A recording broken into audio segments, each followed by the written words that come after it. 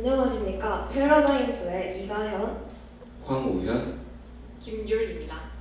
저희는 오늘 쿠비티아이라는 저희가 만든 새로운 패러다임을 제시하여 고려대학교 진로 프로그램에 사실 어떻게 한번 바꿔볼 수 있을까 얘기해보고자 합니다. 목차는 이렇게 되고요. 우선 쿠비티아이라는 새로운 노동유형 검사가 왜 필요할지에 대해서 한번 말씀드려보도록 하겠습니다. 첫 번째, 메타인지 결여인데요. 저희 다음 달에 설날이 기다리고 있죠.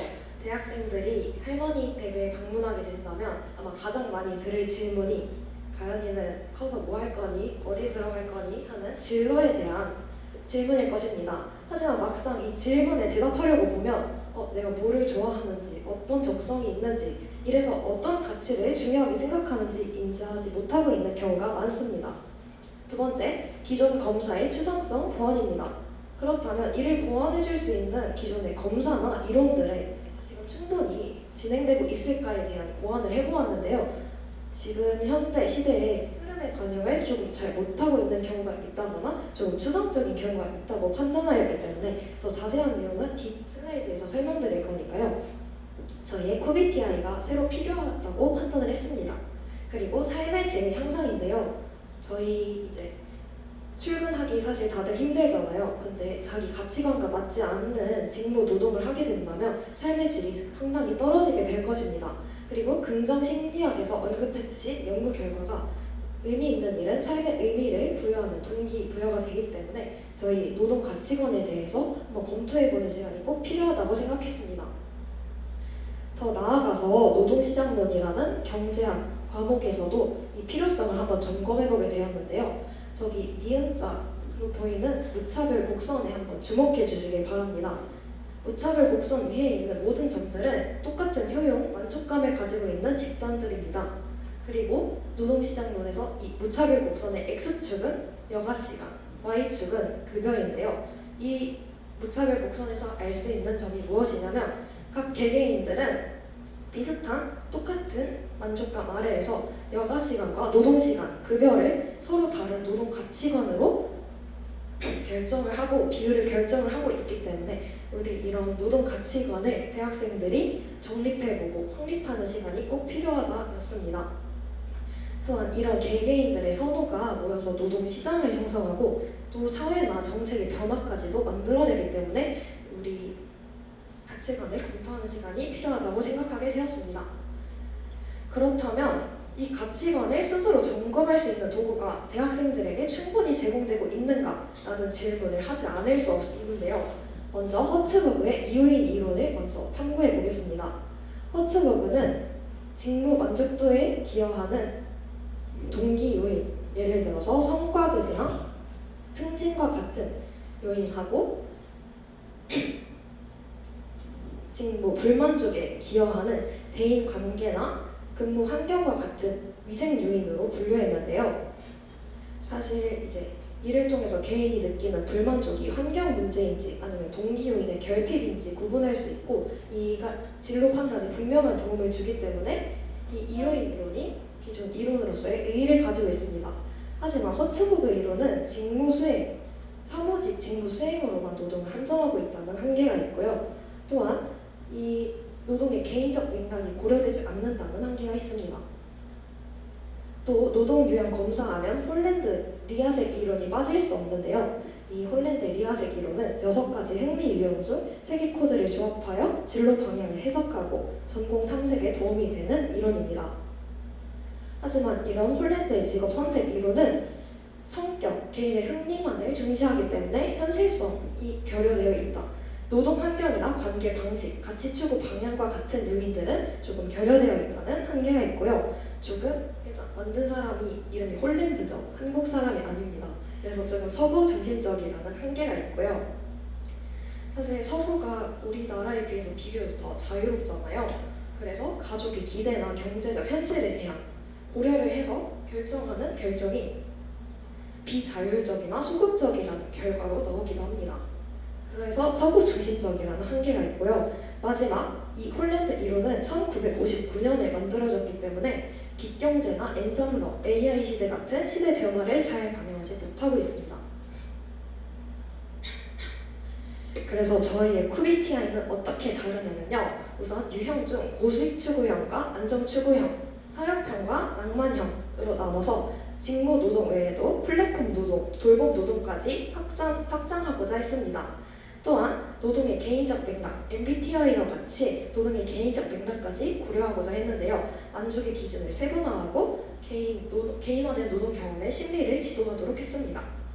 또 성격뿐만 아니라 개인이 어떤 환경, 가치를 선호하는지, 실현하는지까지 부가적 요인까지 고려하고자 했고요. 아까 말씀드렸던 서구 중심적인 비자율적, 소극적이라는 결과를 조금 재해석해서 안정이나 타협적인 선택도 고수익이나 안정형, 낭만형이나 타협형으로 구조화하고자 하였습니다. 마지막으로 시대적 변화를 반영해서 스타트업 창업가라든지 온라인 크리에이터라든지 우리 QBTI 검사 결과에 이제 추천 직무도 제시해주고 있거든요.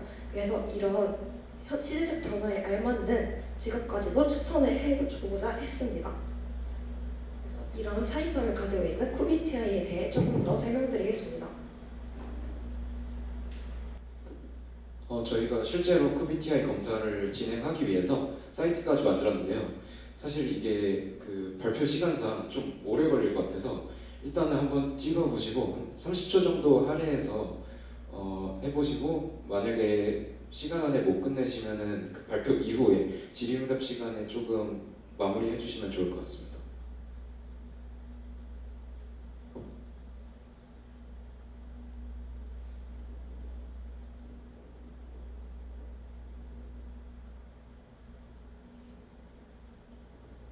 네, 그래서 그 발표 시간상 그 마무리하고 이제 해주시면 좋을 것 같고, 저희가 준비한 이 QBTI 노동 유형 테스트는 그 성격 유형 테스트 MBTI처럼 네 가지 유형으로 나눠져 있는데요. 첫 번째 유형은 보시는 것처럼 고수익 도전형과 안정 추구형입니다. 고수익 도전형은 리스크를 감수하면서도 어떤 고수익을 추구하는 유형이고요. 안정 추구형은 수익보다는 안정성을 추구하는 유형입니다. 그래서 이 대표적인 예시로 공무원은 안정성이 있는 직업으로서 비교적 낮은 초봉임에도 매년 지원자가 수만 명씩 몰려드는 것을 볼 수 있었습니다. 두 번째는 상대평가형과 절대평가형인데요. 상대평가형은 상대와의 지속적인 경쟁을 통해서 자신의 성장을 추구하는 유형이었습니다. 그래서 스웨덴의 영원한 고용 프로젝트에서는 이제 출퇴근할 때 불을 켰다가 끄기만 하면은 월급 260만 원이 평생 지급되는 그런 직업이 있었는데요. 만약에 상대평가형을 하면 그 직업이 이제 경쟁을 부추기지도 않고 자신의 성장을 막는다고 생각해서 거절할 수 있을 것입니다. 반면에 절대평가형은 상대와의 경쟁보다는 자기만의 절대적인 근로 기준과 만족도를 추구하는 유형입니다. 세 번째로 타협형과 낭만형입니다. 타협형은 이제 현대인 대부분에게 조금씩 있는 유형이라고 생각하는데요. 이제 자신이 진정으로 하고 싶은 일보다는 어떠한 조금 현실과 타협해서 다른 일을 선택하게 되는 유형이고, 낭만형 같은 경우에는 자신이 진정으로 하고 싶은 일에 집중하여서 어떤 그 과정 속에서 경제적인 불확실성을 감수하는 유형입니다. 그래서 어떠한 개발자가 대기업 개발팀을 떠나서 뭐 자신만의 앱을 개발한다든지 그런 것은 낭만형의 예시라고 볼 수 있을 것 같습니다. 그리고 네 번째 유형은 자기중심형과 타인중심형입니다. 자기중심형은 자기 자신의 성장과 이익을 추구하면서 타인중심형은 이제 자기 자신보다는 어떤 사회나 단체의 자신의 기여도를 중요시하는 유형입니다. 그래서 어떤 조직 내에서 자기중심형은 자기가 성장을 못한다고 느끼면 그 조직을 빠져나가겠지만, 타인중심형은 자신이 성장을 잘 못한다라고 하더라도 그 타인, 즉 그 조직에 기여를 많이 할 수 있다고 생각하면 그 조직에 남을 것입니다. 그래서 이렇게 QBTI 유형들을 알아보았는데, 이를 통해서 저희가 QBTI별 추천 직업군들을 준비해봤는데요. 시간상 다 보기는 쉽지 않을 것 같고, 일단은 제가 실제로 검사를 진행해보았을 때 이렇게 CRIO가 나왔었는데, 제가 실제로 데이터랑 통계 분석에 관심이 있었어서 이 추천 직업군과 어느 정도 일치하는 모습이 있었습니다. 그리고 이제 학세탐 그 수업 도중에 교수님께서 진행하셨을 때 PRTO가 나오셨는데 실제로 추천 직업군에 교수가 있어서 저희가 놀랐던 경험도 있었습니다.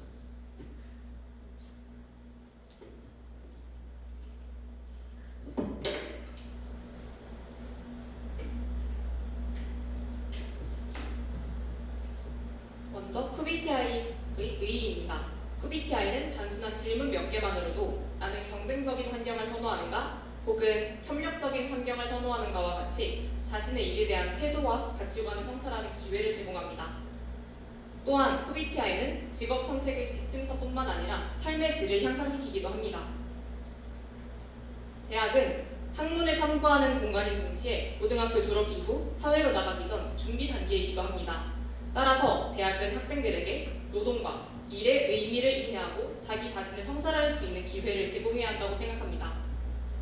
그러나 현재 고려대학교 취업지원센터에서 제공하는 대부분의 진로 검사는 앞서 말한 홀랜드 검사와 같은 성격 검사 또는 적성 검사 위주입니다.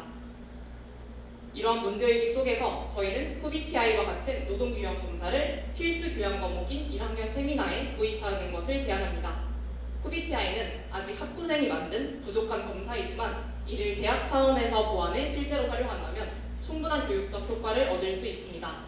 현재 1학년 세미나에는 앞서 보시다시피 자기 이해, 대인 이해, 진로 이해, 창업, ESG 등으로 구성되어 있습니다. 이 중 자기 이해 또는 진로 이해 단원에 QBTI를 도입한다면 어떤 방식으로 일할 때 만족도가 높은지를 기준으로 스스로를 이해할 수 있습니다. 또한 1학년 세미나에는 교수 면담이 포함됩니다. 교수님들께 질문을 하나 드리고자 합니다. 교수님께서 면담을 진행하시다 보면 단순히 기업뿐만 아니라 어떤 환경에서 어떤 방식으로 일하고 싶은지까지 명확하게 아는 새내기가 어느 정도 되는 것 같습니까? 많이 없죠? 답변 감사합니다. QBTI 결과를 활용하면 교수님 역시 학생의 노동 유형을 빠르게 파악할 수 있어 면담 시 추상적인 조언뿐만 아니라 개인별 특성에 맞춘 맞춤형 진로 상담을 보다 효율적으로 진행할 수 있습니다. QBTI를 활용하기에 적합한 또 다른 플랫폼으로 고려대학교 AI 선배 프로그램이 있습니다. AI 선배는 선후배 간 정보 교류를 바탕으로 이를 더욱 활성화하기 위해 선배들의 누적 데이터를 활용하여 구축된 시스템으로 학과와 관심 기업, 기관을 선택하면 관련 강의, 제2전공, 비교과 활동 등을 추천해주는 프로그램입니다. 그런데 여러분, 이 AI 선배 제도에 대해서 아셨나요? 네, 모든 분들이 고개를 절레절레 지으시는데요. 이렇게 좋은 프로그램이 활성화되지 못한 것에는 활용 방안이 제한되었기 때문이라고 생각합니다.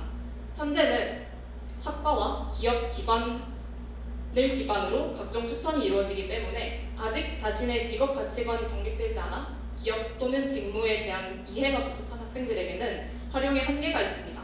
이에 QBTI 검사 결과를 선택 옵션으로 추가한다면 본인과 맞는 기업, 직무를 파악하고 먼저 사회에 진출한 선배들이 수강한 강의, 참여한 비교과 활동 등을 확인할 수 있습니다. 이를 통해 학생들은 초기 진로 탐색 단계에서도 보다 실질적인 도움을 받으며 AI 선배 시스템의 활용도 또한 높아질 것이라고 기대합니다. 우리는 QBTI를 직업, 회사, 직무 선택의 길잡이로 활용할 수 있습니다. 다만 이때 검사 결과는 직업 결정을 위한 절대적인 기준이 아니라 자기 이해를 위한 참고 자료로 사용되어야 합니다. 예를 들어 사람을 잘 이해하고 조율하지만 경쟁이나 불안정한 환경을 부담스러워하는 사람이라면 외부 경쟁 중심의 영업이 아니라 최근 등장한 새로운 직무인 플랫폼 노동 관리자 또는 B2B 고객 관리 직무처럼 본인의 능력과 가치관이 모두 반영된 직무를 선택할 수 있습니다. QBTI를 통해 모든 학생이 자신의 노동 유형을 이해하고 진로를 계획한다면 학생들에게 있어 고려대학교는 지속 가능한 노동 방식을 처음 모색하는 교육의 장이 될 것입니다. 이상으로 발표를 마치겠습니다. 감사합니다. 네, 안녕하세요. 저희는 촉법소년 연령 하향 논의를 중심으로 법 감정과 법 사고 간의 괴리 발생 원인과 해결 방안에 대해 발표할 법정에서 법정까지입니다. 저는 국어교육과 이채은입니다. 저는 직업경과학과 정성재입니다. 저는 노화동문학과 김윤원. 저는 통계학과 서혜정입니다. 네, 본격적으로 발표 시작하도록 하겠습니다. 우리는 흔히 법이 곧 정의라고 생각합니다. 하지만 법은 정의를 실현하기 위한 수단일 뿐 정의 그 자체는 아닙니다. 정의는 단일하지 않으며 유동적입니다. 이러한 정의의 실현을 위임받은 기관을 바로 사법부라 할 수 있습니다. 하지만 최근 들어 사법 불신 문제가 지속적으로 대두되고 있습니다. 사법 불신은 다른 공적 제도 전반에 대한 신뢰성을 약화시키고 공동체 전반에 갈등을 초래할 수 있습니다. 이러한 사법 불신의 원인에는 크게 두 가지가 있습니다. 그중 첫 번째는 판검사 등 법조인의 비리 및 윤리 문제입니다. 그리고 두 번째는 법 감정과 법 사고 간의 괴리입니다. 저희는 이 두 번째 원인에 초점을 맞추어 보았습니다. 법 감정은 쉽게 말해 법 또는 그 집행이 실제로 국민에게 미치는 영향에 대한 주관적 인식이자 감정 상태라고 할 수 있습니다. 반면 법 사고는 법률 전문가들이 법적 문제를 분석하고 해결할 때 사용하는 전문적이고 목적 지향적인 논리적 추론 방식입니다. 현재 우리나라에서는 법 감정과 법 사고가 대립하는 상황이 종종 발생하여 이로 인한 사법 불신 문제까지 촉발되고 있습니다. 그 양상을 잘 보여주는 하나의 예시가 바로 이 형사 미성년자 제도입니다. 우리나라 헌법 제9조에 따르면 만 14세 미만이자 즉 형사 미성년자는 범죄 행위를 저질러도 책임이 조각됩니다. 하지만 최근 들어 국민적 공분을 불러일으킬 만한 소년 범죄 사건이 잇따라 발생하면서 현재 국민의 법 감정은 소년 범죄에 대한 처벌을 강화해야 한다는 여론이 지배적입니다. 하지만 전문가들 사이에서는 처벌 강화책이 사실은 실효성이 없다는 주장이 확대되면서 촉법소년 연령 하향에 반대하는 의견도 적지 않게 나오고 있습니다.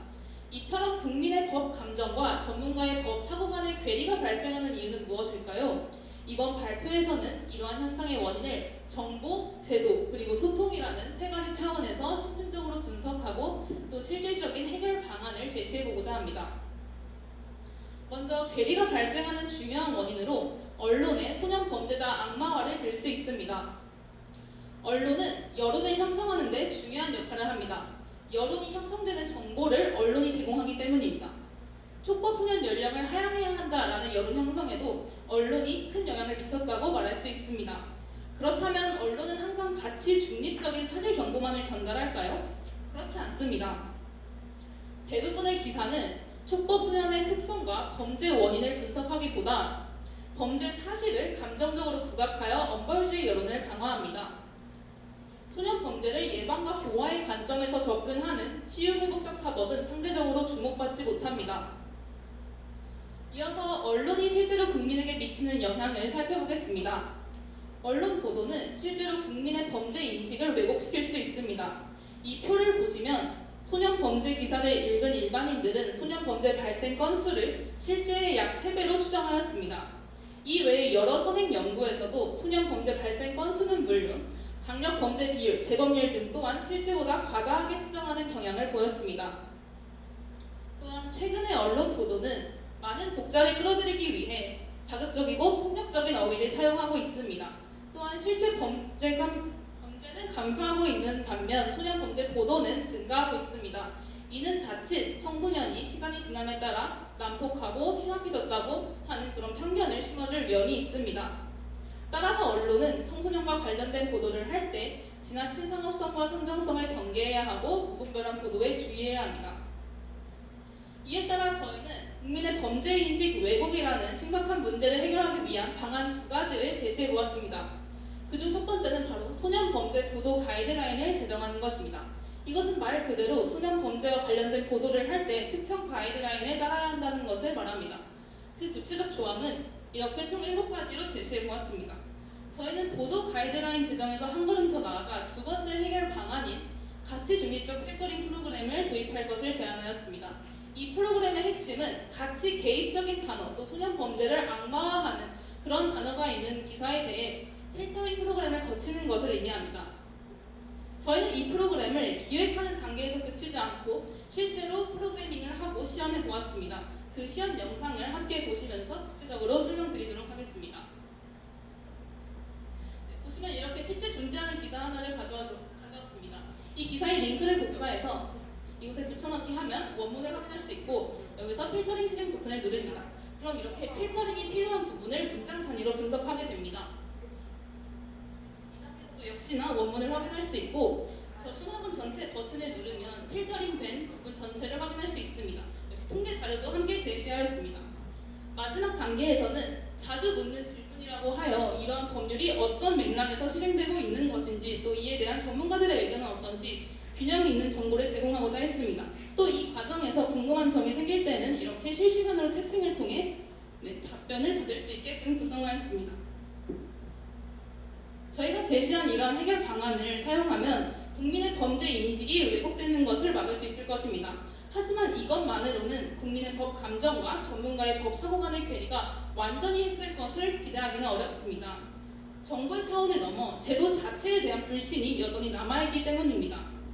보호 처분은 가해자만 보호하는 것 아니냐, 피해자는 어떻게 되는 거냐, 이러한 질문에 현행 제도가 명확히 답하지 못한다면 사법 불신은 지속될 것입니다. 다음으로 저는 촉법소년 범죄를 둘러싼 사회적 통념을 검토하고 그 한계를 보완할 수 있는 대안으로 회복적 사법 프로그램을 제시해보고자 합니다. 먼저 촉법소년 제도에서 가장 자주 등장하는 비판은 결국 처벌이 너무 약하다, 피해자는 보호받지 못하는데 결국 가해자에게 면죄부를 주는 제도 아니냐라는 비판이 자주 등장합니다. 이에 대해 가장 큰 이유로는 보호처분이 형벌이 아닌 교육과 교화, 즉 장기적 목적을 가지고 있기 때문에 외형적으로 봤을 때는 처벌을 받지 않는 것처럼 보일 수 있기 때문입니다. 하지만 저희가 가장 중요하게 짚고 넘어가야 할 점은 보호처분의 본래 취지는 가해자를 보호하기 위함이 아니라 재범을 방지하고 사회 전체의 장기적인 안전을 확보하는 데 있다는 점입니다. 하지만 그럼에도 불구하고 현재의 보호처분은 가해 청소년의 교정과 환경 개선에 집중하느라 피해자의 회복이나 상처, 불안 등등 문제는 상대적으로 제도 밖에 머무는 경우가 많습니다. 따라서 이 지점에서 바로 촉법소년 제도는 가해자에게 유리한 제도라는 인식이 생겨나게 되었고 이가 발전하여 사법 전반에 대한 불신으로까지 이어지게 된 것입니다. 저희는 그럼 해결 방안으로 회복적 사법 프로그램을 제시하고자 합니다. 먼저 회복적 사법이란 범죄를 단순히 범법 행위가 아니라 공동체 안에서의 사람과 그 관계에 입힌 피해로 인식하는 새로운 형태의 사법 방식입니다. 여기서 포커스는 처벌의 강도에 맞춰주는 게 아니라 세 가지 주체, 바로 가해자, 피해자, 그리고 공동체입니다. 이 프로그램에서는 가해자는 먼저 자신의 행위가 피해자에게 어떤 상처를 미쳤는지 직접 인식하도록 전문적인 중재기관의 도움을 통해 얻게 되고요. 그 다음에 피해자는 자신의 감정과 피해 경험을 안전한 공간에서 털어놓을 수 있는 기회를 얻게 됩니다. 따라서 이 과정은 가해자에게 면죄부를 주는 과정이 아니라 자신의 행동에 직접 책임을 지게 하는 과정이라고 볼 수 있습니다. 이 프로그램을 보호처분과 병행했을 시에는 몇 가지 중요한 효과를 기대해 볼 수 있는데, 먼저 피해자는 배제된 존재가 아니라 사법 과정의 주체로서 존중받게 됩니다. 둘째, 가해자는 처벌을 피한다는 인식을 받지 않고 관계 회복과 책임 이행이라는 실질적인 과제를 부여받습니다.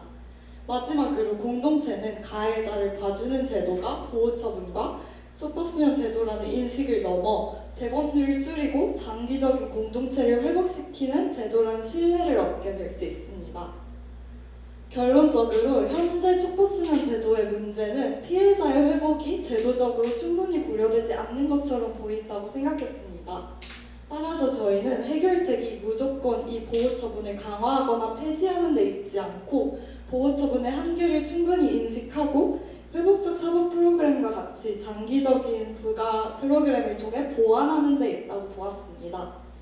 저희는 이제 단기적 분노 해소가 아닌 장기적인 사회 안전을 위해 촉법소년 문제를 조금 더 입체적으로 바라볼 필요가 있다고 생각했습니다.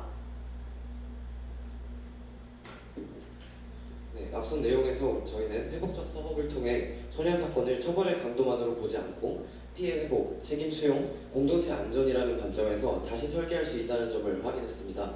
그런데 이러한 회복적 사법이 사회 전반에서 작동하기 위해서는 한 가지 전제가 필요합니다. 바로 사회가 그 취지와 근거를 이해하고 감정이 우선시되는 순간에서도 이성적인 토론이 가능한 시스템이 갖춰져 있어야 한다고 생각합니다. 그래서 저는 바로 그 전제인 국민의 법 접근 가능성을 높이는 방식이 어떤 역할을 수행할 수 있을지에 대해서 여러 사례들을 바탕으로 설명드리고자 합니다. 네, 우선 촉법 소년 연령 기준과 같은 논쟁에서는 감정과 사고의 간극을 줄이기 위해 시민이 법과 정책을 이해할 수 있어야 하고, 그리고 그 이해를 바탕으로 절차 안에서 논의가 진행되어야 한다고 생각합니다. 호주의 수도 특별구인 ACT의 경우에는 촉법 소년 연령 기준을 논의할 때 단순히 여론만을 통해서 다룬 것이 아니라 URSA라는 의견 공유 공공 참여 플랫폼에서 그 자료와 절차를 공개했습니다. 이 사례에서 우리는 법 개정의 결과보다는 과정에 한번 주목해봐야 할 필요가 있습니다. 감정적 충돌이 곧바로 단죄로 흘러간 것이 아니라 의견이 문서로 축적된 뒤에 그 위에서 정책이 설계되는 구조를 호주 ACT 정부는 마련했습니다. 여기서 제가 강조하고 싶은 점은 연령 상향의 옳고 그름을 판단하자는 것이 아닙니다. 이 사례의 핵심은 이와 같은 민감한 이슈를 다룰 때 감정이 의견으로, 의견이 근거로, 그리고 근거가 절차적 결정으로 이어지는 통로가 충분히 마련되어 있다면 사회적 불신을 해결할 수 있을 것이라고 생각합니다. 하지만 이러한 참여 통로만으로는 문제가 전부 해결되지는 않을 것입니다. 이러한 논의 이전에 법과 정책 문서 자체가 너무 어렵다면 시민은 그 근거를 이해한다기보다는 그냥 강한 감정과 사건에 더 의존하게 될 것입니다. 그래서 우리는 이해 접근성, 즉 누구에게나 쉽게 읽히는 법과 제도를 함께 논의해야 합니다. 2024년 10월에 국내에서 시행된 인식조사에서는 응답자의 약 76.8%가 법이 어렵다는 반응을 보였습니다. 이를 해결하기 위해 현재 법제처는 알기 쉬운 법령 만들기 사업을 진행하여 입법 과정에서 어려운 용어가 들어오는 것을 사전에 막고 현행 법령의 어려운 용어와 복잡한 문장을 재정비하는 사업을 진행하고 있습니다. 또한 한눈에 이해되는 법령 정보 설문조사에서는 해당 사업이 법령 이해에 도움이 된다는 응답이 84.3%, 서비스 확대가 필요하다는 응답이 82.1%로 나타났습니다. 이를 통해서 우리는 이해를 돕는 표현 방식 자체가 법을 멀게 느끼게 하는 장벽을 낮춘다는 것을 확인할 수 있습니다. 시민의 법에 대한 이해 접근성을 높임으로써 우리는 동시에 시민 참여의 질 향상 효과도 함께 기대할 수 있습니다. 만약 시민들의 법 접근과 참여가 단순한 클릭이나 찬반 투표에 그치게 된다면 오히려 시민 간의 갈등이 심화될 가능성도 존재합니다. 그래서 필요한 것이 바로 근거 기반 토론에 대한 접근성 향상입니다. 대표적으로 대만의 V타이완 사업은 온라인과 오프라인을 결합해서 시민, 이해관계자, 전문가, 정부가 함께 논의할 수 있는 환경과 AI를 통한 데이터 처리 서비스를 함께 제공하는 플랫폼으로 널리 소개되어 왔습니다. 그리고 이 시스템은 20명 이상의 누적 참여와 대만의 26개 이상의 법률 입법에 기여했다고 확인할 수 있었습니다. 결론적으로 회복적 사법은 사건을 처벌의 목적이 아니라 회복과 재통합의 관점으로 바꾸는 접근이라고 생각했습니다. 그런데 이 관점이 사회에 뿌리내리기 위해서는 시민이 그 근거에 먼저 접근할 수 있어야 하고, 이를 이해한 시민이 절차에서 의견을 낼 수 있어야 합니다. 호주, 한국, 대만의 사례에서 확인할 수 있었던 이러한 요소들이 결합된다면 법 감정과 법 사고 간의 간극은 비로소 대립이 아니라 근거 기반의 토론으로 전환될 수 있을 것이라고 생각합니다.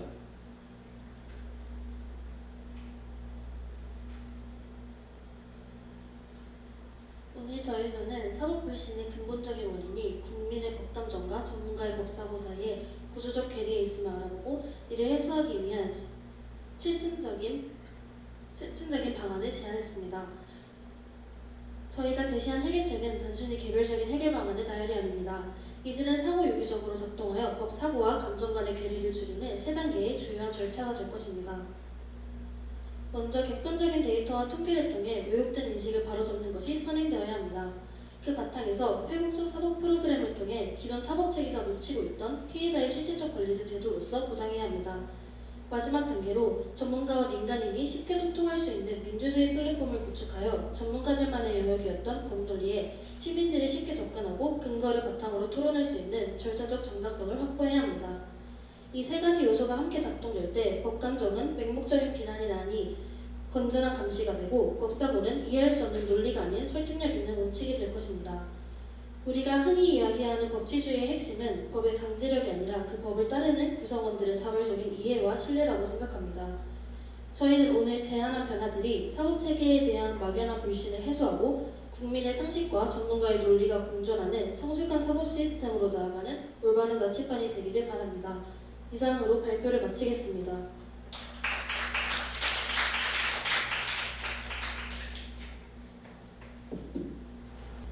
안녕하십니까. SNS 시대의 역사서술이라는 주제로 발표를 하게 된 디지털 프로슈머 팀입니다. SNS 시대에 저희도 컨텐츠를 소비할 뿐만 아니라 생산하고 공유하고 있기 때문에 디지털 프로슈머라는 팀명을 지어보았습니다.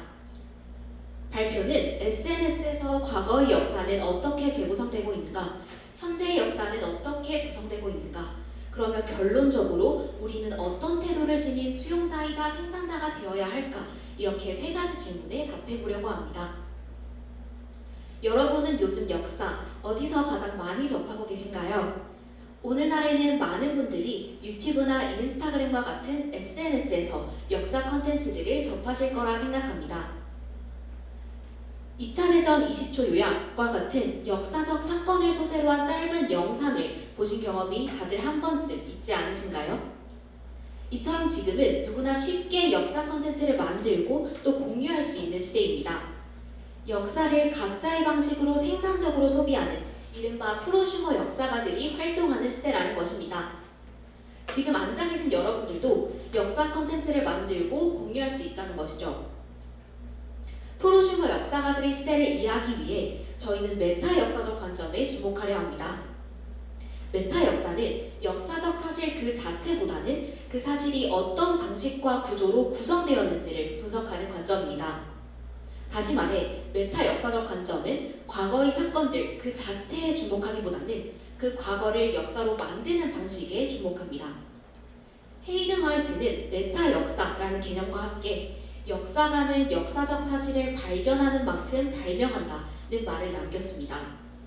역사는 과거에 일어난 일을 그대로 옮겨놓은 것이 아니라 역사가가 특정한 의도와 시각을 가지고 질서와 의미를 부여해 만든 결과물이라는 것이죠. 같은 전쟁이더라도 어떤 사람은 영웅의 승리로 서술할 수 있고 또 다른 사람은 무의미한 희생이나 폭력이라고 서술할 수 있다는 것입니다. 사건은 같지만 어떤 시선으로 이야기되느냐에 따라 완전히 다른 역사가 탄생하는 것입니다. 이러한 접근은 전문가뿐만 아니라 누구나 SNS와 같은 디지털 공간에서 역사 컨텐츠를 생성하고 소비할 수 있는 오늘날에 매우 중요하다고 할 수 있습니다. 더욱 구체적으로 과거의 역사서술 방식과 현재의 역사서술 방식을 한번 비교해 보도록 하겠습니다. 과거의 역사서술은 주로 왕이나 귀족 같은 지배층과 지식인들에 의해 이루어졌습니다. 권력을 유지하고 특정 계층이 정당성을 확보하기 위해 그들의 탄생과 승리를 중심으로 기록되었습니다. 주로 책이나 그림과 같은 형식으로 기록되었으며 정치적 혹은 학술적인 목적을 가지고 있었습니다. 역사책은 왕실의 정당성을 강조하는 도구로 사용되었으며 그림도 지배층의 권위를 과시하는 용도로 제작되곤 하였습니다. 하지만 현재에는 다릅니다. 인터넷과 SNS의 발달로 누구나 역사적 사건에 대해 이야기할 수 있고 새로운 시각에서 역사를 해석할 수 있는 기회가 열렸습니다.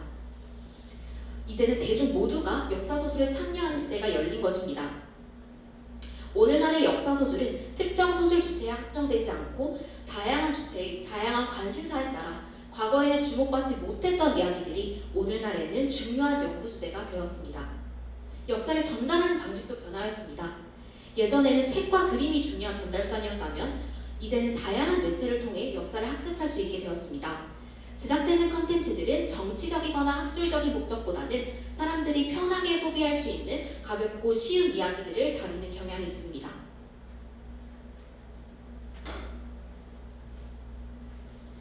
이처럼 역사 서술의 주체와 매체가 변화하면서 역사를 다루는 방식에도 큰 변화가 나타났습니다. 특히 SNS에서 제작되는 역사 컨텐츠는 과거와는 다른 독특한 특징을 보입니다. 방학 따윈 없었던 조선시대 서당, 조선시대 차안으로 태어나면 생기는 일, 유튜브의 이러한 컨텐츠들은 수십만 조회수를 기록하며 큰 인기를 끌고 있습니다. 유튜브 보다 채널의 역사를 보다 시리즈에서도 전문가들이 출연하여 현재의 사회 경제적 문제를 역사적 배경과 연결하여 설명합니다. 이러한 현상들은 현재주의의 개념을 알면 더 잘 이해할 수 있습니다. 현재주의란 과거를 그 시대의 맥락이 아닌 현재의 가치관과 관심사로 재해석하는 태도를 말합니다. SNS 컨텐츠 제작자들은 대중의 관심을 역사로 끌어들이기 위해 현재 사람들이 고민하는 문제, 즉 사교육, 외모지상주의, 취업난, 연애와 결혼 같은 주제를 과거에 투사하여 역사를 재구성합니다. 조선시대 사교육 콘텐츠를 예로 들어보겠습니다. 이 영상은 사교육, 입시학원이라는 현재 사람들의 관심사와 연결되는 주제로 역사 콘텐츠를 구성했습니다.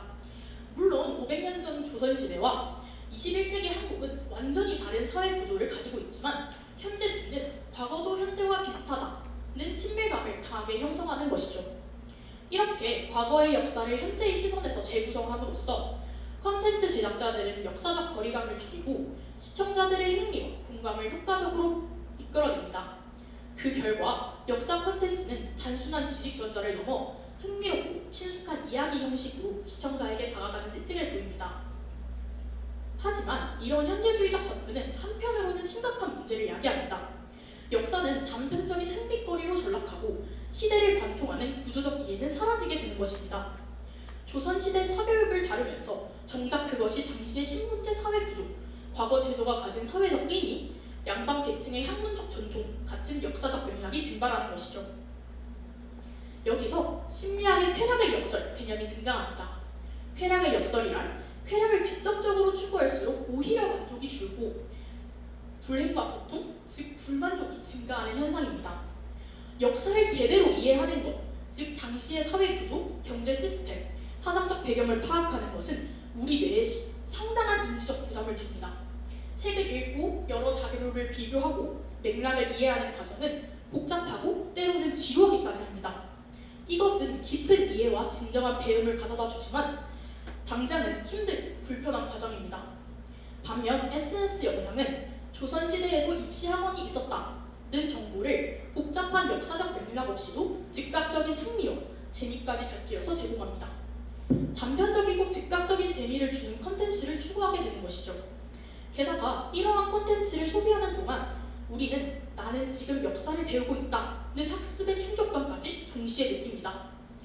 실제로는 피상적인 정보만을 얻고 있지만 우리 뇌는 마치 의미 있는 공부를 한 것처럼 보상 회로를 작동시킵니다.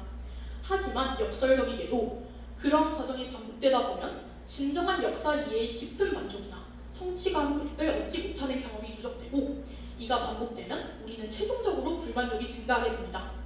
이것이 바로 쾌락의 역설입니다.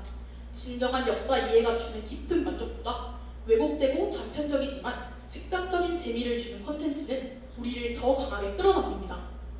대중은 외국의 위험을 어렴풋이 알면서도 쇼폼 역사를 계속해서 소비하게 되는데 이는 즉각적인 쾌락이 진실을 탐구하는 인지적 노력을 압도하기 때문입니다. 한 편의 영상이 끝나면 다음 영상이 자동으로 재생되고 우리는 배우고 있다는 환상 속에서 영상 시청을 멈추지 못하게 됩니다. 더 큰 문제는 이러한 과정이 반복되면서 역사에 대한 우리의 인식 자체가 변화됐다는 점입니다. 프랑스 철학자 장 보드리아르는 이를 시뮬라크르 현상이라고 불렀습니다. 시뮬라크르란 원본보다 더 실제처럼 느껴지는 복제물이 진실을 대체해버리고 현실의 원본을 모방하는 것을 넘어 현실을 대체하고 지배하는 현상입니다. 조선왕 조실록이라는 원본 사료가 존재하지만 대중은 그것을 직접 읽지 않습니다. 대신 유튜브에서 본 세종의 숨겨진 사생활, 왕들의 충격적인 연애사라는 시뮬라크르를 더 생생한 역사로 인식하게 됩니다. 더 나아가 원본 사료는 역사 다큐멘터리로 1차 편집되고 이것이 다시 예능 프로그램에서 2차 재구성되며 최종적으로는 10분 이내의 영상으로 3차 가공됩니다. 이 과정에서 역사는 층층이 굴절되고 왜곡되어 원래의 맥락과는 다른 의미도 함께 갖게 됩니다. 결국 대중이 조선시대라고 믿는 이미지는 실제 역사가 아니라 여러 번 복제되고 편집된 시뮬라크르입니다. SNS는 역사의 시뮬라크르를 대량 생산하는 공장이 된 셈입니다.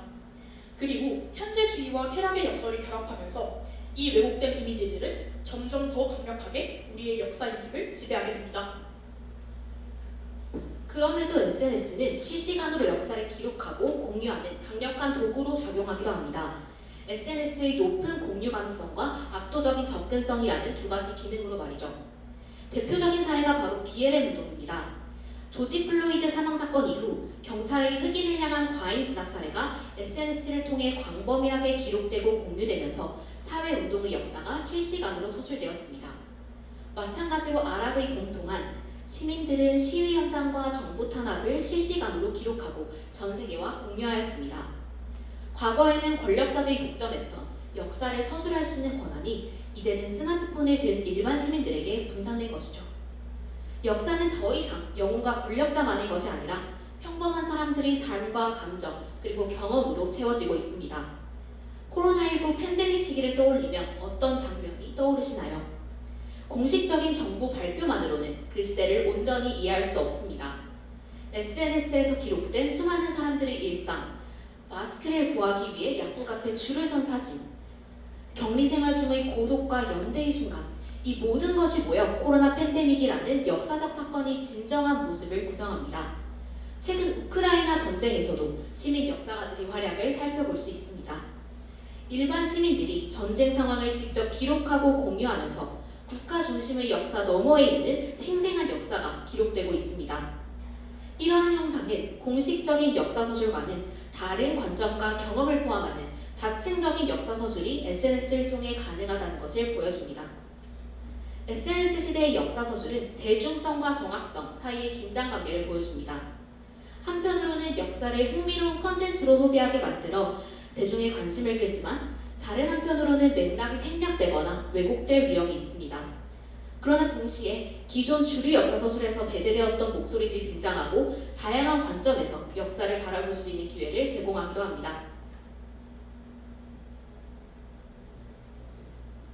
역사의 사실들은 순수한 형태로 존재하지 않으며 그렇게 존재할 수도 없으므로 역사는 우리에게 결국 순수한 것으로 다가서지 않는다. 사실들은 기록자의 마음을 통과하면서 항상 굴절된다. 이는 헤이든 화이트가 남긴 말입니다. SNS 속 역사는 활자를 통해 역사를 접하는 것에 비해 우리 가슴에 더 잘 와닿습니다. 하지만 동시에 우리에게 더 큰 굴절을 만들 가능성도 큽니다. 그렇다면 SNS의 장점인 높은 접근성과 흥미를 유지한 채 왜곡된 시각을 갖게 할 수 있다는 단점을 보완할 수 있는 방법은 무엇이 있을까요? 헤이든 화이트가 말했듯 순수한 역사는 애초에 불가능합니다. 하지만 메타 역사적 관점을 가진 비판적 수용자가 되는 것은 가능합니다. 수용자가 단순히 수용의 역할을 하는 것이 아닌 분석의 역할 또한 해야 합니다. 수용자는 서술자의 해석에 의해 왜곡이 발생할 수 있다는 점을 알고 끊임없이 질문을 던져야 합니다. 이 콘텐츠는 누가 왜 만들었는가? 어떤 맥락이 생략되었는가? 이것은 원본인가 시뮬라크르인가? 쏟아지는 자극적인 파편들 사이에서 무엇이 진실인지 저울질하고 사실의 맥락을 파악하려는 노력이 필요한 것입니다. 수용자가 주체적으로 해석을 분석해야 합니다. 다시 말하자면 서술자의 해석과 중간 생산자의 해석을 수용자가 다시 분석하여 정보를 받아들이는 것입니다. 이제 역사는 단순히 발견되는 유산이 아니라 알고리즘과 쾌락 추구, 그리고 대중의 공유 욕구가 결합하여 매 순간 발명되는 서사입니다. 우리가 역사를 발명하는 프로슈머라면 우리에게는 그 이야기에 대한 막중한 책임이 따릅니다.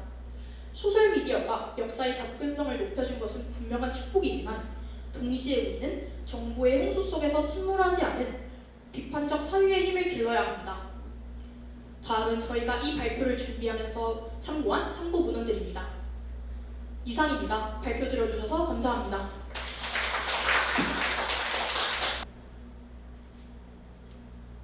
안녕하세요. 저희는 자유의지에 대한 법과 과학의 판단을 발표하게 된 트라이앵글조의 이나영, 남동희 그리고 개인 사유로 불참하게 된 김시윤입니다.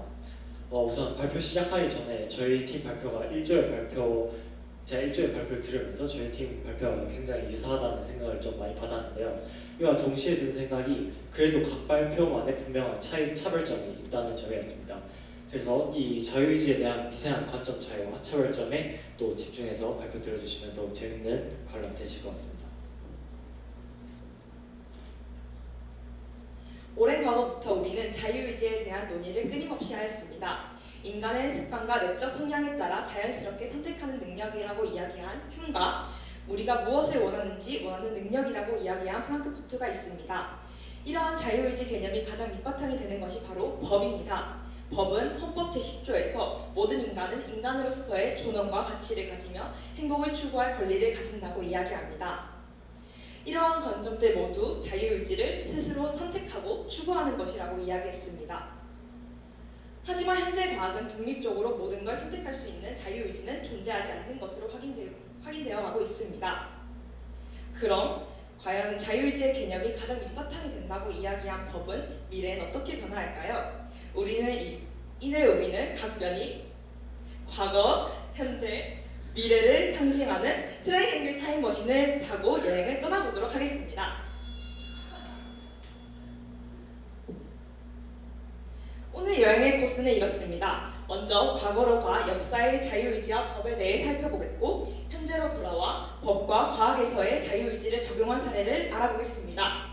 참고한 과거와 현재를 재료로 삼아 미래를 그려보며 어떤 관점으로 법이 바뀌어야 하는지 알아볼 것입니다. 이제 본격적으로 역사에서의 자유의지와 법을 탐험하기 위해 과거로 떠나볼까요? 이번 여행을 간단히 소개해드리자면, 고대 법 체계에서는 찾기 힘들었던 자유의지는 중세에 이르러 모호하게 그 형체가 드러났고, 근대에 도달해서야 선명하게 드러났습니다. 이 흥미로운 이야기를 지금부터 출발해보도록 하겠습니다. 먼저 고대입니다. 지금은 함무라비 법전이 만들어지는 순간으로 왔습니다. 법전에는 눈에는 눈, 이에는 이라는 원칙이 있군요. 이때는 의도적 피해와 과실을 구분하지 않고 특히 계층적 질서, 법 유지의 수단으로 법을 사용했음을 확인할 수 있습니다. 결과 중심의 법으로 자유의지는 찾아볼 수 없군요. 이번엔 BC 5세기 경으로 넘어가고 있습니다. 이때는 고대 그리스 로마법이 생겼습니다. 법에 대해 깊이 탐구한 아리스토텔레스는 자발적 행동과 강요된 행동을 구분하였습니다. 즉, 자유의지를 가지고 한 행동인지에 대한 여부가 중요해지기 시작했지만, 운명론이 강했던 사회에서 자유의지는 신의 뜻이나 필연적 결과로 해석되곤 했습니다. 즉, 자발적 의미가 지금과는 많이 달랐죠. 이번엔 좀 더 넘어가 중세시대로 넘어가겠습니다. 기독교 신학의 영향을 받은 아우스티누스는 원죄로 인해 인간의 자유의지는 훼손되었으며 신의 은총 없이는 선한 행동이 불가능하다고 주장하였습니다. 사람들 사고에 종교가 정말 강한 영향을 가진 것을 알 수 있는 부분이죠. 조금 지난 중세에는 아퀴나스가 기존 신학적 사고에 아리스토텔레스의 철학을 결합해 이성적 선택이라는 자유의지를 강조하였습니다. 자유의지를 맹목적 선택이 아닌 이성과 협업하는 능력이라고 이야기했죠. 신학의 영향에서 벗어나지는 못했지만 이성이라는 개념을 다시 꺼내온 것에 의의가 있습니다. 이제 좀 더 시간을 넘어와 볼까요? 어디서 타는 냄새가 나지 않는가요? 아니, 저기 사람이 매달려 있어요. 중세에는 법과 자유에 대한 큰 혼란이 생긴 마녀사냥이 존재했습니다. 피고인이 악마에 홀렸다는 주장은 신체의 자유의지 부정을 뜻했지만, 피해자 본인은 악마와의 계약이라는 의도적 행위로 간주되어 처벌되었다는 점에서 한 사람을 자유의지가 있는 사람 동시에 없는 사람인 존재로 확인하는 것으로 보아 자유의지에 대한 개념이 매우 모호했다는 것을 알 수 있죠. 또한 이때는 자유의지가 절대적 선악의 틀에 갇혀 있었음을 보여줍니다. 이제 근대로 넘어와 보겠습니다. 근대는 계몽주의가 시작된 시기입니다. 칸트, 루소, 로크 이 세 철학자는 각자 그들만의 인간관, 정치 철학, 도덕 철학을 주장하며 자유의지라는 개념의 필요성을 느꼈습니다. 우리가 나중에 알아볼 미래에 관한 이야기도 과학으로부터 시작되는데요. 계몽주의 또한 과학의 성공에 도모된 사람들이 신학 대신 인간의 이성을 신뢰하기 시작한 것으로 확인됩니다. 좀 더 시간을 넘어가 보겠습니다. 우리는 지금 근대 형법이 탄생하는 순간으로 와 있습니다. 범죄와 형벌을 쓴 베카리아는 형벌이 자유로운 의지적 선택에 기반되어야 한다고 주장합니다. 그는 이성적 판단 능력과 선택의 자유와 악의에 대한 인식의 배제를 강조하였습니다. 그는 형벌은 범죄의 의도에 따라 비례되어야 한다고 하며 구체적으로 고의와 과실을 구분하였고, 의도적으로 행동하였다고 판단하기 어려운 정신병자나 미성년자의 책임을 경감하고자 하였습니다. 이런 베카리아의 주장은 프랑스 형법에도 적용되었는데요. 나폴레옹 헌법 제13조에는 형법은 범죄의 중대성과 범인의 의도에 비례되어야 한다고 이야기했고, 64조에는 범행 당시 정신 이상 상태였다면 무죄라고 명시되어 있습니다. 과거 여행을 잘 끝내셨나요? 이제 우리는 21세기 한국으로 돌아오겠습니다. 현재 우리나라 법에는 자유의지를 어떻게 적용하고 있을까요? 형법을 구성하는 요소는 크게 세 가지가 존재합니다. 먼저 형법전에 적힌 법률 문구에 부합하는지 여부를 판단하는 구성 요건 해당성, 정당방위, 긴급피난, 피해자 신뢰과 같은 법 질서 전체의 입장에서 허용되는지 여부를 파악하는 위법성, 마지막으로 그 사람이 비난할 수 있었는지 기대 가능성을 파악하는 책임이 있습니다. 이 중 자유의지의 핵심이 되는 요소는 바로 이 책임이라는 부분입니다. 주요 책임 조각 감면 사유로는 심신미약이 있습니다. 심신미약은 음주, 정신질환이 있습니다. 이들 모두 그 사람이 달리 행동할 수 있었는가에 초점을 맞춰 음주였기 때문에 정신질환이 있었기 때문에 달리 행동할 수 없었다고 판단합니다. 하지만 우리나라는 이런 사안을 곱게 보지는 않습니다. 대표적으로 조두순 사건과 강남역 묻지마 살인 사건이 있습니다. 조두순 성폭행 사건은 어린아이를 성폭행하였지만 음주로 인한 범행으로 인정받아 형량이 줄어들었고, 강남역 묻지마 살인 사건도 범인 스스로 여성 혐오 범죄라고 이야기해 사람들의 두려움을 증폭시켰지만 정신병에 의한 범행으로 감형되었습니다. 사람들 모두 정말 그들이 이 범죄의 책임이 조각될 수 있었는가에 큰 의문을 품어 논란이 되게 되었습니다.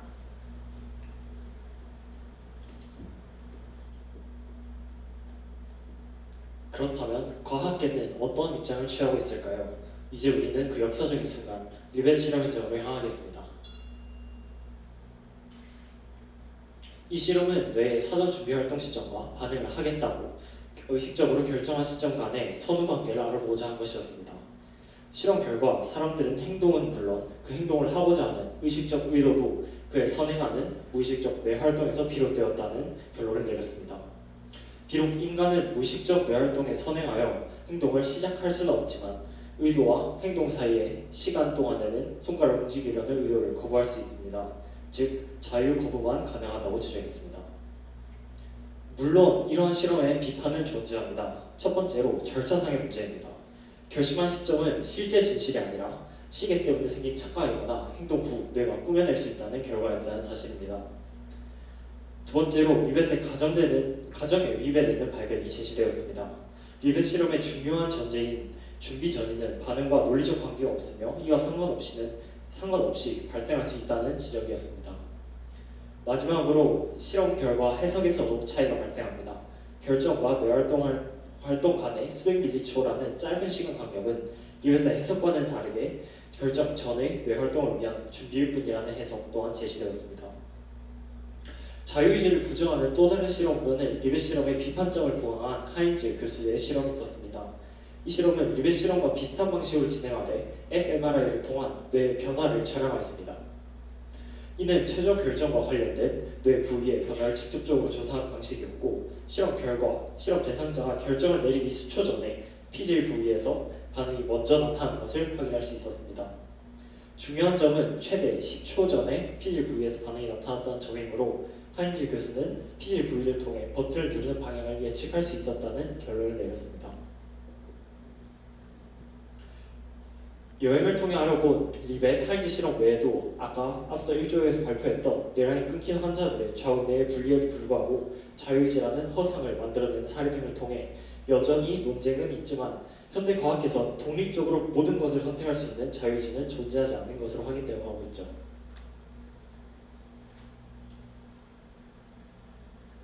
이제 저희 타임머신이 미래를 그리기 위한 과거, 현재의 모든 자료가 제공되었습니다. 마지막으로 각 양 주장을 확인해 본 뒤 저희 타임머신이 그린 미래를 확인해 볼 건데요.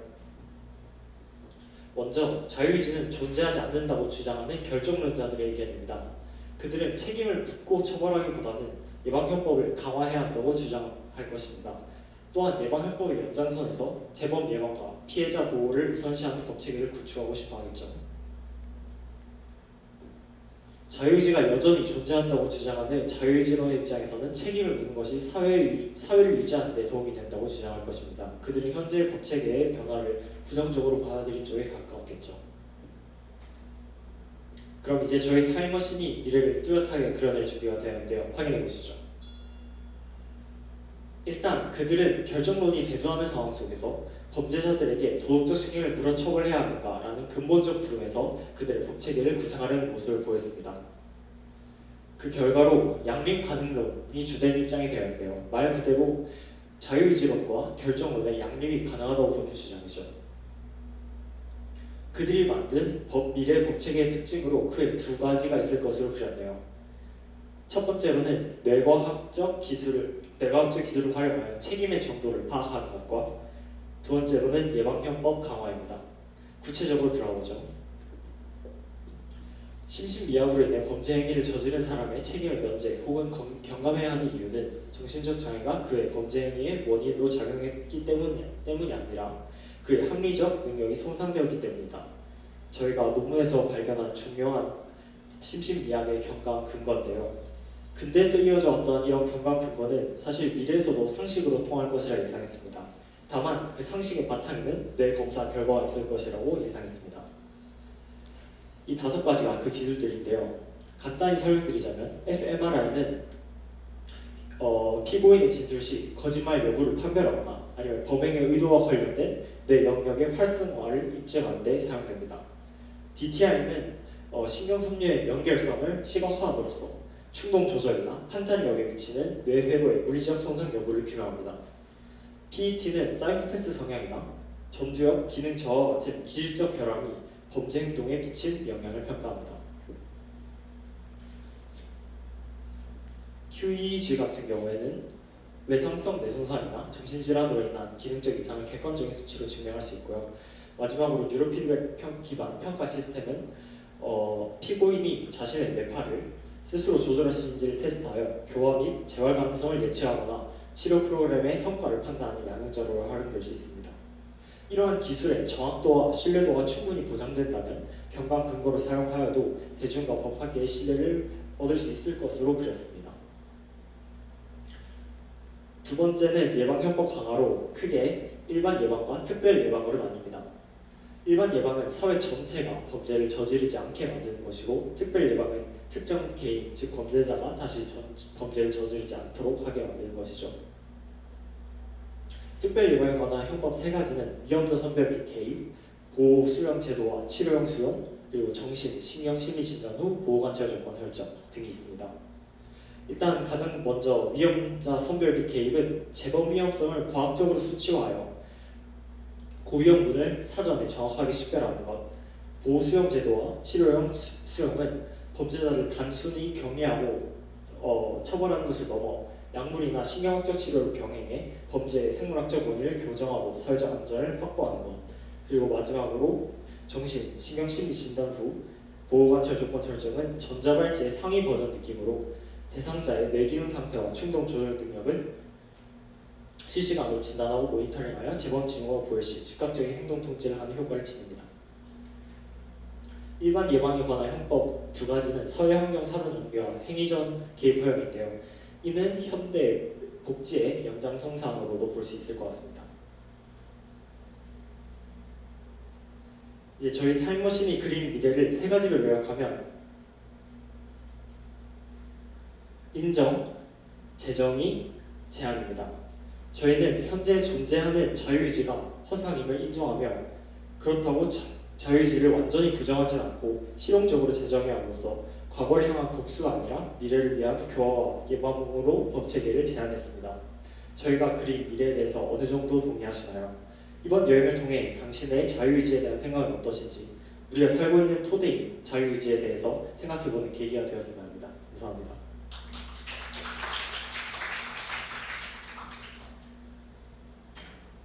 그러면 지금부터 바로 시작해볼게요. 안녕하십니까. 저희는 이동과 장소에 대하여 발표할 이음조라고 합니다. 저희는 이동이 단순히 장소를 바꾸는 것이 아니라 사람과 사람, 장소와 장소, 그리고 과거와 현재를 이어주는 과정, 즉 이음이라고 생각하여 저희의 조명을 정하게 되었습니다. 아쉽게도 저희 조원 중 한 분인 이민음 씨는 군대를 가셔서 참석하지 못하셨지만 저희 4명 모두 참석하였습니다. 저는 발표자인 한상원, 서진원입니다. 목차는 다음과 같습니다. 여러분은 혹시 자연대에서 이 거대한 벽들을 보신 적이 있으신가요? 저희 역시 신과학관 앞에서 이 거대한 벽을 보고 이론을 가지게 되었습니다. 해당 공사에 대해 알아본 결과 저희는 이 공사의 핵심인 자연계 중앙광장이 저희의 발표 주제인 이동과 장소에 굉장히 깊게 연관되어 있음을 느꼈고 해당 내용을 저희의 주제로서 선택하게 되었습니다. 자연계 중앙광장이란 고려대학교의 120주년 기념 사업의 핵심 사업으로 새로운 광장을 자연계 캠퍼스에 조성하여 고려대학교에 전에 어떤 정체성을 부여하는 것을 목표로 하고 있습니다. 자연계 중앙광장은 보행자 중심의 효율적인 동선을 구축하여 학생들의 편의성을 높이고 교사시설을 확보하여 학생 간 교류를 활성화하고 소통의 중심인 즉 아고라로서 기능할 것으로 기대해보고 있습니다. 이러한 자연계 중앙광장이 불러올 효과는 저희는 크게 두 가지로 나누어 보았습니다. 우선 1차적 효과인 인프라 형성 자체에서의 효과가 있겠고요. 2차적 효과인 비장소성의 해소, 즉 장소성에서 오는 효과가 있겠습니다. 우선 1차적 효과인 자연계 중앙광장 자체에서 오는 효과는 자연계 캠퍼스로의 인원 유입, 다양한 강의실과 휴경 공간 등 여러 효과가 있겠지만 저희는 그 중에서 인프라의 비가시성에 의한 이동 불편등의 해소 또는 완화라는 효과에 초점을 맞춰 분석하여 보았습니다. 이를 설명하기 위해선 우선 인프라의 비가시성과 그로 인해 발생하는 불편등에 대해 알아볼 필요가 있겠습니다. 철도망, 도로, 전기, 통신 이와 같은 이동 인프라의 경우에는 현대사회에서 많은 사람들의 일상생활에 기반이 되어주고 있습니다. 또한 공공서비스로서 인식되기에 많은 사람들은 이를 크게 인식하지 못하고 살아가게 됩니다. 저희는 이를 인프라의 비가시성이라고 부르고 있습니다. 하지만 이러한 비가시성은 인프라가 정상 작동하지 않을 때에 무너지게 됩니다. 인프라에 오류가 발생할 경우 사람들은 불편함을 느끼게 되고 비로소 그때 인프라에 영향을 체감하게 되기 때문입니다. 이러한 인프라의 비가시성은 사회적 차별로 이어질 수 있게 됩니다. 사람들은 이동을 실천하는 데 있어서 역량과 자원의 차이가 발생하기 때문입니다. 예를 들어 이동 특권층의 경우에는 여권, 비자, 환경 그리고 다양한 인프라를 사용하여 보다 편리한 이동을 실현시킬 수 있지만 이동 취약층의 경우 간단한 계단이나 엘리베이터를 사용할 때에도 큰 불편함을 겪을 수 있게 됩니다. 이러한 차이는 인프라에 결함이 발생할 때 보다 크게 드러나게 되는데 인프라에 문제가 있을 경우 상위 계층은 해당 불편함을 크게 인지하지 못하고 인프라가 정상 작동하고 있다고 인식할 수 있지만 이동 취약층의 경우에는 해당 인프라에 크게 의존하기 때문에 사소한 변화나 부족함도 큰 장벽으로 체감하게 됩니다. 따라서 이 계층에 따라서 해당 인프라가 정상 작동하는 기준이 달라지게 되기에 해당 인프라로 인해 발생하는 불편함이 차이가 나게 됩니다. 이러한 차이는 쌓여서 결국 사회적인 차별을 이야기하게 됩니다. 그렇다면 인프라의 비가시성에 의한 불평등은 고려대학교에서 어떤 형태로 드러나고 있었을까요? 저희는 해당 질문에 대한 답을 경사로에서 찾았습니다. 해당 지도는 고려대학교 장애학생지원센터 웹사이트에 나와 있는 경사로에 대한 지도입니다. 여기서 주황색은 급경사를 의미하고 있는데요. 보이다시피 하나스퀘어를 가기 위해서는 최소한 한 번의 급경사를 지내야 한다는 것을 알 수 있습니다. 이러한 급경사는 대부분의 학생들에겐 사소한 불편함으로서 다가오지만 이동 약자인 학생들, 예를 들어 휠체어를 사용해야 되는 학생들에게는 큰 장벽으로서 작동하게 됩니다. 물리적 인프라뿐만 아니라 이동 약자 계층에게는 정보 인프라 역시 불평등하게 적용되고 있음을 알 수 있었습니다. 해당 지도에서 보이듯이 현재 이 웹사이트에 나와 있는 지도임에도 불구하고 정원 IT 교양관과 같은 신축 건물은 반영되어 있지 않음을 알 수 있었습니다. 해당 지도는 파일에서 알 수 있듯이 2021년도의 버전이었습니다. 또한 해당 지도에서는 창의관에서 공학관으로 가는 대체 경로가 존재하는 것처럼 보이지만 실제로 캠퍼스맵에서 보았을 때는 해당 경로가 계단으로 이루어지기에 이동 취약층이 사용하기에는 다소 무리가 있는 경로임을 알 수 있었습니다. 따라서 이러한 점들을 미루어 보아 정보 인프라에서 역시 이동 취약층에게 불평등이 발생하고 있었음을 알 수 있었습니다. 그렇지만 이러한 급경사를 모르는 것이 불가능하지는 않습니다. 고려대학교에서는 이런 불평등을 줄이기 위해 교통약자 이동 지원 차량을 신청을 받아서 제공하고 있기 때문인데요. 그러나 이는 결국에 이동 인프라를 추가적으로 필요로 한다는 뜻이기에 기존의 인프라, 경사로가 정상적으로 작동하지 못함을 뜻합니다. 결국 경사로를 인해 큰 이동 불평등이 유발된다는 것입니다. 그렇다면 자연계 중앙광장이 비가시성에 의한 불평등을 어떻게 해소하게 될까요? 해당 질문에 대한 답은 이 지도에서 자연계 중앙광장의 지상 1층 평면도를 통해서 알아볼 수 있겠습니다. 이 지도에서 보이듯이 자연계 중앙광장은 이공대학문에서의 출입과 노벨광장에서의 출입구 둘 다 일직선으로 무회 없이 완만한 길이 형성될 것으로 보입니다. 즉 이러한 중앙광장을 통해서 이동 취약층에게 기존에 추가적인 도움을 필요로 했던 이동에서 스스로 이동이 가능케 해주는 인프라가 제공되는 것입니다. 이를 통해서 인프라의 비가시성이 모두에게 동일하게 적용되고 이후에 팀버스 내에서의 이동 불평등이 크게 완화될 것으로 보입니다. 지금까지 자연계 중앙광장의 1차적 효과인 비가시성으로 인한 불평등의 해소에 대해 알아보았습니다. 이어서는 비장소성의 해소, 즉 장소성의 획득에 관한 2차적 효과에 대해 알아보겠습니다. 비장소란 현대사회의 변화하는 모습에 의해 등장한 새로운 장소성입니다. 비장소는 관계성, 역사성, 정체성 부재라는 세 가지 특성을 지니는데요. 여기서 관계성이란 사람들 간의 소통, 역사성이란 과거의 기억과 흔적의 축적, 그리고 정체성이란 타 공간과 다르게 인식되는 특수한 가치를 의미합니다. 이러한 세 가지 요소의 부재를 특징으로 하는 비장소는 현대화가 진행함에 따라 그야 급수적으로 늘어나고 있습니다.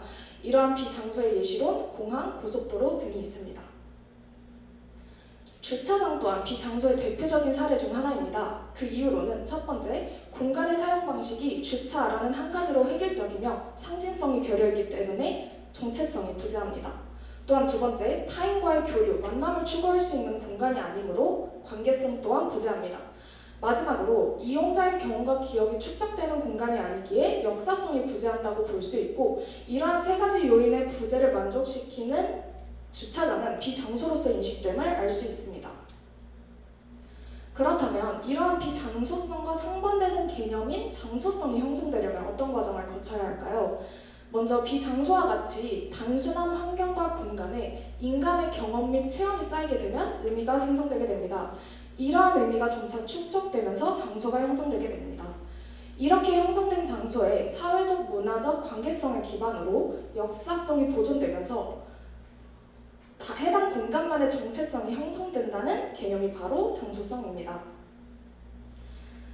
이러한 장소성의 개념에 대한 해설에 있어서 장소를 현상학적 관점에서 바라본 에드워드 렐프의 이론이 대표적입니다. 그는 객관적이고 수치적인 요소가 아니라 인간 개인의 경험이나 의미 등 주관적 요소의 관점에서 장소를 바라보았습니다.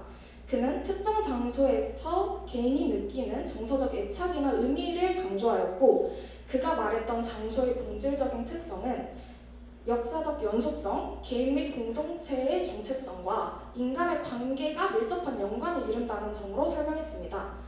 이는 제가 앞서 말씀드렸던 비장소가 역사성, 관계성, 정체성의 부재를 특징으로 한다는 점에 기반한다면 에드워드 렐프의 관점에서 장소와 비장소는 상반되는 개념임을 알 수 있습니다.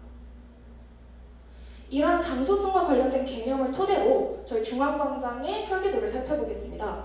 먼저 광장 지하 1층과 연결된 하나스퀘어 주차장 지하 2층 주차장의 연결 통로를 통해 차량 동선을 지하로 배치함으로써 보행자 중심의 쾌적한 캠퍼스를 구현할 수 있게 됩니다.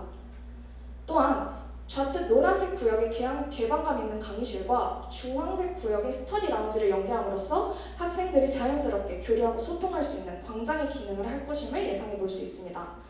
방금 설명드린 중앙광장의 두 가지 설계적 특징이 언뜻 보기에는 장소성의 세 가지 요소 중 관계성만을 부각한다고 생각하실 수도 있지만, 이러한 해당 공간에 이용자만의 고유한 경험과 기억이 시간에 따라 누적이 된다면 정체성과 역사성 또한 형성이 될 수 있음을 예상해 볼 수 있습니다. 특히나 이러한 중앙광장의 장소성은 더 벨리라는 공간에서 확실히 드러나게 됩니다.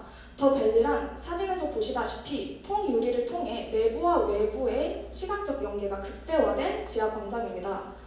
이렇게 자연 채광과 환기를 가능케 하는 독특한 구조는 이용자 간의 문화적 의미를 공유하게끔 하고 이용자 고유의 기억과 경험을 축적하게 돕습니다. 이를 통해 중앙광장의 장소성은 더욱더 향상될 수 있습니다. 이로써 발표 초반에 말씀드렸던 자연계 중앙광장이 불러올 1차적, 2차적 효과인 비가시성으로 인한 불평등의 해소, 그리고 장소성의 획득에 대해 좀 더 이해해 볼 수 있겠습니다.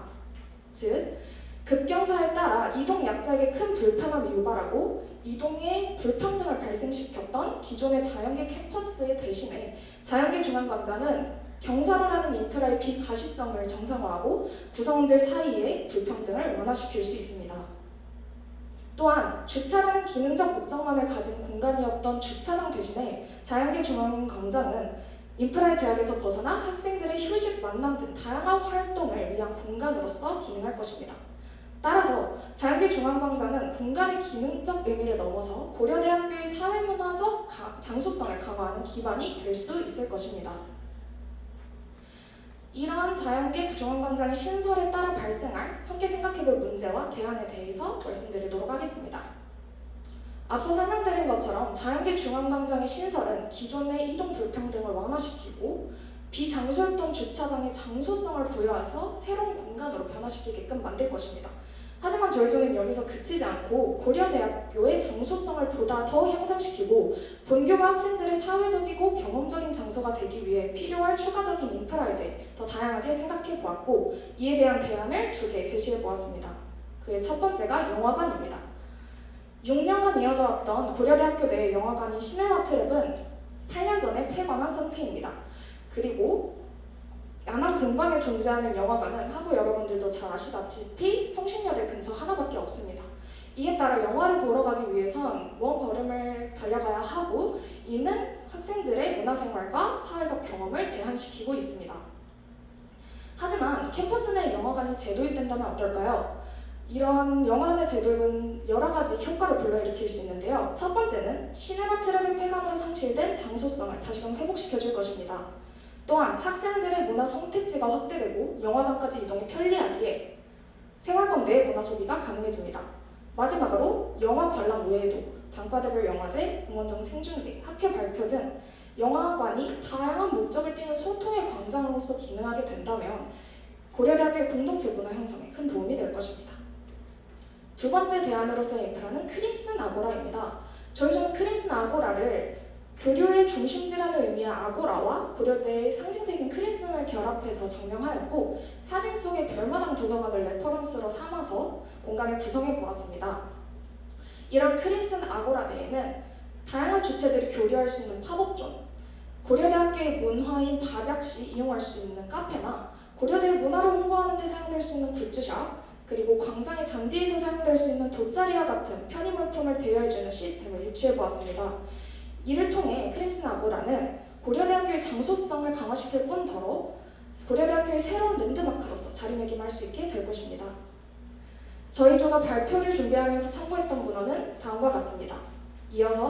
따라서 이응조의 발표, 공간의 재탄생, 고려대학교 자연계 중앙광장에 대한 발표를 마치겠습니다. 감사합니다. 네, 수고 많으셨습니다. 네, 안녕하세요. 저희는 자유의지는 허상인가? 라는 주제로 발표를 준비하게 된 자유를 갈망하는 도비조의 허지혜, 최가을, 김나윤, 문준서입니다.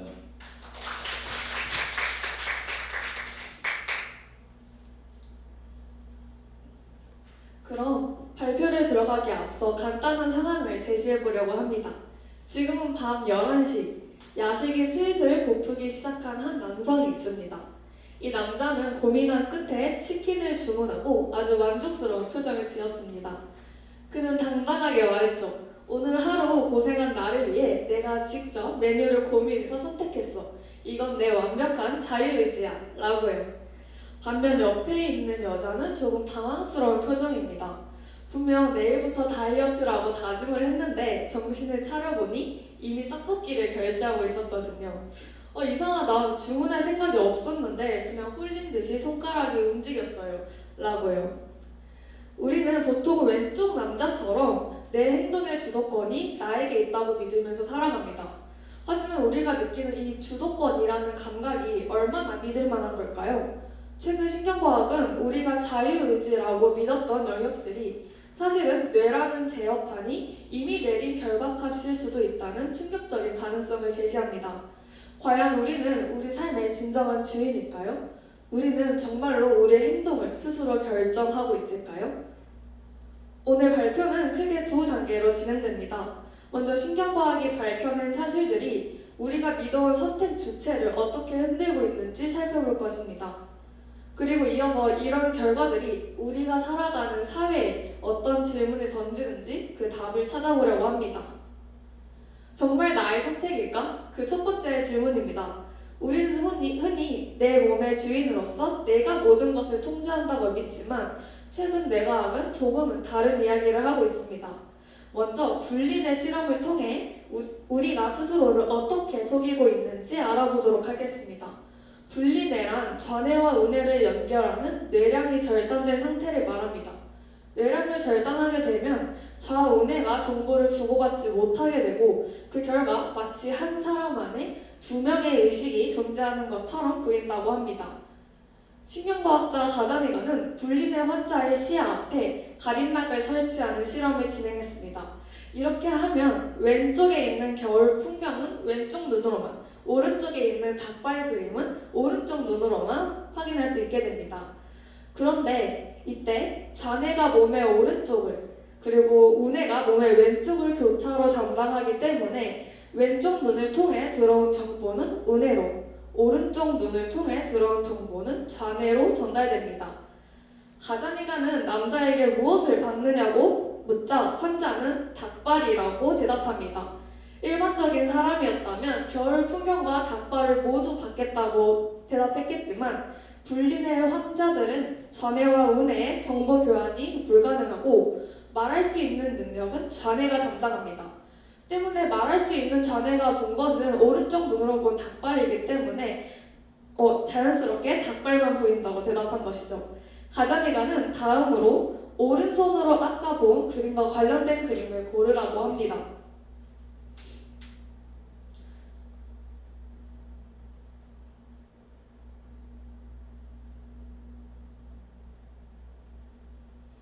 가자니가는 다음으로 오른손으로 본 그림과 관련된 것을 고르라고 합니다. 오른손은 좌뇌가 담당하니 환자는 닭발과 관련된 닭머리를 고릅니다. 닭머리를 고른 이유를 묻자 말을 할 줄 아는 좌뇌는 방금 전에 본 닭발 때문에 골랐다고 합니다.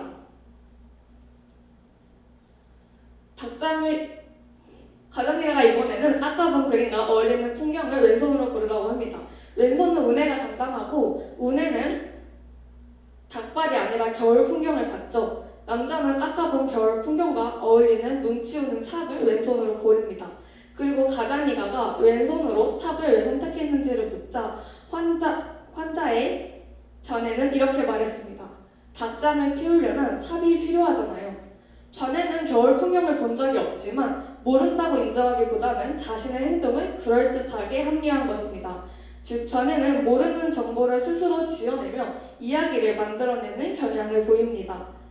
좌뇌는 자신이 거짓말한다고 생각하지 않습니다. 대신에 모든 게 온전한 나의 선택이고 그 선택에는 이유가 있다고 믿습니다. 이는 비단 분리뇌 환자에게만 해당되는 것이 아닙니다. 우리의 무의식적 행동에 대해서도 좌뇌는 그럴싸한 이유를 붙여놓을 것입니다. 그리고 어쩌면 우리는 그것을 우리가 선택하고 믿고 있을지도 모릅니다.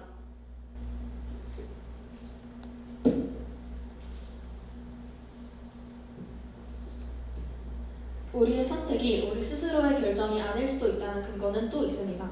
우리는 흔히 뇌가 하나의 통일된 전체이며 나의 지시를 따른다고 생각합니다. 하지만 뇌과학자 데이비드 이글먼은 그에 져서 무의식은 어떻게 나를 설계하는가에서 이를 부정하며 뇌 활동을 정신의 민주주의라고 표현했습니다. 이글먼에 따르면 우리 정신은 하나의 단일한 통제탑이 아니라 여러 파벌, 즉 시스템들이 서로 끊임없이 정보를 주고받으며 경쟁하는 구조에 가깝다고 합니다. 이 정신의 민주주의적 구조가 가장 비극적인 형태로 나타난 사례가 바로 1966년에 일어난 찰스 휘트만 사건입니다. 찰스 휘트먼은 1966년 텍사스 대학교에서 총기 난사를 일으켜 수십 명의 사상자를 냈고 결국 현장에서 사살되었습니다. 그러나 그의 유서에는 내가 이런 짓을 저지른 구체적인 이유를 이성적으로 콕 집어낼 수 없다라는 문장이 남아 있었습니다. 그리고 그는 몇 달 전부터 엄청나게 폭력적인 충동에 압도되는 느낌을 받는다며 병원을 찾은 기록도 있었습니다. 겉으로는 평범한 사람이었던 그가 왜 스스로조차 이해할 수 없는 행동을 저지르게 된 것일까요?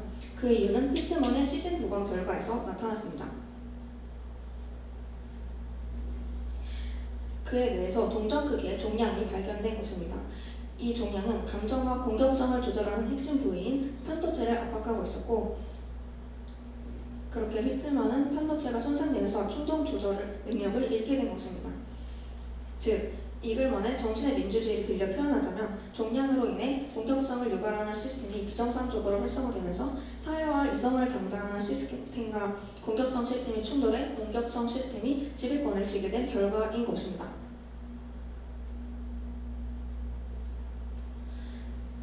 찰스 휘트먼의 사례에서 볼 수 있듯 우리의 생각과 행동은 뇌 속의 여러 하위 시스템들이 서로 경쟁하고 조율하며 내놓은 집단적 결정에 가깝습니다. 결국 인간의 생각과 행동은 단일한 자유의지의 산물이라기보다 여러 신경 시스템 간의 힘의 균형점에서 나타나는 것입니다. 마지막으로 이미 잘 알려져 있는 리벳 실험을 소개해 보려고 합니다. 간단히 설명하자면 리벳은 뇌파와 근전도 측정을 통해 사람이 손가락을 움직일 때 뇌의 신호의 시점, 그리고 내가 움직이겠다는 의도를 자각한 시점, 그리고 실제로 행동한 시점을 측정해 분석했습니다. 여기 왼쪽에 보시는 그림과 같이 뇌파 측정기는 뇌의 신호의 시점을 측정하고 근전도 측정기는 행동한 시점을 측정합니다. 그리고 오른쪽 그래프를 보시면 실제 행동보다 550m초 전에 준비 전이가 발생했고 그로부터 320ml 후에 피실험자는 움직였다는 의도를 자각하게 됩니다. 즉 내가 행동을 내리겠다고 결정하기 전에 뇌에서 이미 준비 신호가 발생한 것이죠. 둘린의 실험은 자네가 무의식적 행동을 합리화하며 내가 결정했다라는 현상을 만들어낸다는 점을 보여주었고 찰스 휘트먼 사례는 뇌의 물리적 변화로 인간의 의지 자체가 바뀔 수 있다는 것을 증명했습니다. 그렇다면 자유의지는 정말 허상일까요? 저희는 여기서 머무르지 않고 한 걸음 더 나아가려고 합니다. 이 지점에서 다시 리벳의 실험을 살펴볼 필요가 있습니다. 리벳 실험의 결과는 분명 자유의지 논쟁의 출발점이 되었습니다. 그러나 리벳은 자신의 실험 결과가 꼭 자유의지의 부정으로만 볼 수 없다라고 주장했는데요. 리벳은 행동을 시작하는 충동은 무의식적으로 발생할 수 있지만 그 충동과 행동 사이에서 그 충동을 다시 살펴보고 숙고할 수 있는 여지가 남아있을 수 있다고 주장했습니다. 그것을 리벳은 free moment, 즉 하지 않을 자유라는 개념으로 설명하며 자유의지 개념에 대해서 새로운 제안을 했습니다. 이 개념은 자유의지가 모든 선택을 만들어낸다는 주장으로 되돌아가지는 않습니다. 대신 인간의 행동이 전적으로 자동적 과정에 의해 결정되는 것만은 아니라는 점을 시사합니다. 충동은 발생할 수 있지만 그 충동을 그대로 실현할지 혹은 멈추거나 수정할지의 가능성은 아직 남아있는 것입니다. 따라서 여기에서 저희가 말씀드릴 수 있는 것은 자유의지가 명확한 하나의 능력으로 존재한다고 단정하기 어렵지만 그럼에도 불구하고 인간의 행동 과정 속에는 판단이 개입할 수 있는 가능성이 남아있다는 점입니다. 그리고 바로 이 지점에서 저희 조의 자유의지에 대한 질문은 다른 방향으로 이동합니다. 자유의지는 허상일 수도 있습니다. 그러나 그러한 제한된 자유의지 속에서 여전히 사회는 자유의지를 전제로 인간에게 책임을 묻습니다. 이것이 바로 저희의 다음 논의의 출발점입니다.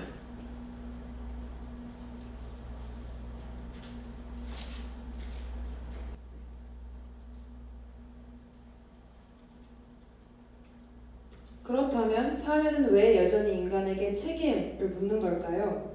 인간이 그저 뇌가 시키는 대로 행동할 뿐이라면 우리가 꼭 책임을 져야 할 이유가 있을까요? 이 지점에서 우리는 앞서 이야기했던 찰스 휘트먼의 사건을 다시 떠올려 볼 수 있습니다. 찰스 휘트먼은 사회적으로 강한 비난을 받은 총격범이었습니다. 그렇지만 여기서 한 가지 가정을 해보겠습니다. 만약 그의 행동이 정말로 뇌 종양의 영향을 강력하게 받은 것이라면 우리는 그를 어디까지 책임의 주체로 볼 수 있을까요? 이 질문은 우리를 곧바로 딜레마로 이끌게 됩니다. 만약 그의 행동이 뇌 종양에 의해 강하게 영향을 받았다는 입장에 집중한다면 그에게 완전한 책임을 묻는 것이 정당한가? 라는 질문에 부딪히게 됩니다. 하지만 동시에 그가 수많은 사람을 희생시킨 가해자라는 사실 앞에서 그에게 어떠한 책임도 묻지 않는 것이 과연 정당한가? 라는 질문 역시 피할 수 없습니다.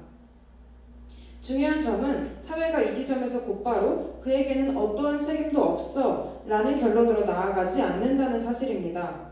만약 어떤 사건 앞에서 아까 저희가 이야기했듯이 그 사람은 뇌가 그렇게 만들었으니 책임질 수 없어 라는 이야기를 하기 시작한다면 그 다음 사건이 발생했을 때 사회는 무엇을 기준으로 판단하고 개입해야 하는지 결정할 수 없게 됩니다. 즉, 자유의지를 부정하는 순간 사회는 범죄와 사고 그리고 폭력 앞에서 아무것도 할 수 없게 되는 것입니다. 즉, 책임이란 원칙이 성립할 수 없게 되는 것입니다. 이 주장은 실제 행동의 변화에서도 확인됩니다. 제가 하나의 실험을 소개해 보겠습니다. 심리학자 캐슬린 보스는 자유의지가 없다라는 메시지가 어떻게 사람들에게 개인을 영향에 미치는지를 알아보기 위해서 실험을 진행했습니다. 실험 참가자들을 두 집단으로 나눴습니다. 먼저 A 집단에게는 자유의지는 환상이며 인간의 선택은 유전과 환경에 의해서 결정된다 라는 결정론적인 내용을 담은 글을 읽게 했습니다. 반면 B 집단에는 자유의지와 관련 없는 중립적인 글을 읽게 했습니다. 이후 두 집단은 동일한 산수 과제를 컴퓨터로 풀게 됩니다. 이때 실험자들은 참가자들에게 이야기했습니다. 프로그램 오류로 인해서 화면에 정답이 표시될 수 있으니 만약 그런 상황이 발생하면 스페이스바를 눌러서 정답이 보이지 않게 한 후 정직하게 문제를 풀어달라고 부탁했습니다. 이때 참가자들이 실제로 스페이스바를 눌렀는지 여부는 모두 기록되고 있었습니다. 그렇다면 과연 결과는 어땠을까요? 자유의지가 존재하지 않는다는 글을 읽은 A 집단은 정답이 노출되는 상황을 더 자주 그대로 두는 경향을 보였습니다. 즉, 자유의지가 없다는 메시지를 접한 집단 A가 집단 B에 비해서 더 많은 부정행위를 저질렀다는 실험 결과가 나온 것입니다. 이런 실험 결과는 자유의지라는 믿음이 단순한 철학적 입장을 넘어서 실제 개인 행동에도 많은 영향을 미친다는 점을 시사합니다. 따라서 자유의지를 개인적으로 부정하는 태도가 반복될 경우 책임과 규범이라는 사회적 구조 자체 역시 흔들릴 수 있음을 시사한다고 볼 수 있습니다. 따라서 사회는 그 행동의 원인이 무엇이었는가만을 바탕으로 책임을 따지기 어렵습니다. 대신 사회는 질문의 방향을 조금 바꿉니다. 과연 그 사람에게 그 행동을 멈출 수 있는 가능성은 존재했는가? 그리고 그 사람은 그 가능성을 어떻게 다루었는가? 사회는 이러한 질문들을 통해 자유의지가 완벽했는지를 묻기보다는 그 순간에도 최소한의 판단과 억지의 여지가 있었는지를 살펴봅니다. 그럼 저희 조의 핵심 주제이기도 한 질문을 다시 한번 던져보겠습니다. 자유의지는 과연 허상일까요? 어쩌면 인간의 존엄성은 무엇이든 할 수 있다는 자유에 있기보다 해선 안 될 것을 멈출 수 있는 힘에 있는지도 모릅니다. 신경과학이 보여주듯 우리의 선택은 언제나 의식적인 판단에서 시작되지는 않습니다. 충동은 의식에 앞서 움직이고 자유의지는 우리가 생각하는 것만큼 완전하지 않을 수도 있습니다. 그럼에도 사회는 인간을 무기력할 만한 존재로 보지는 않습니다. 자유의지가 불완전하다는 사실을 알면서도 그 불완전함 속에서 스스로를 한 번 더 돌아볼 수 있는 가능성만큼은 포기하지 않습니다. 그래서 충동에도 불구하고 멈출 수 있는 순간이 있다면 그 순간이 바로 인간을 인간답게 만드는 지점일 것입니다. 따라서 저희의 결론은 다음과 같습니다. 자유의지는 허상일 수도 있습니다. 그러나 사회는 그 허상을 여전히 전제로 책임을 묻습니다.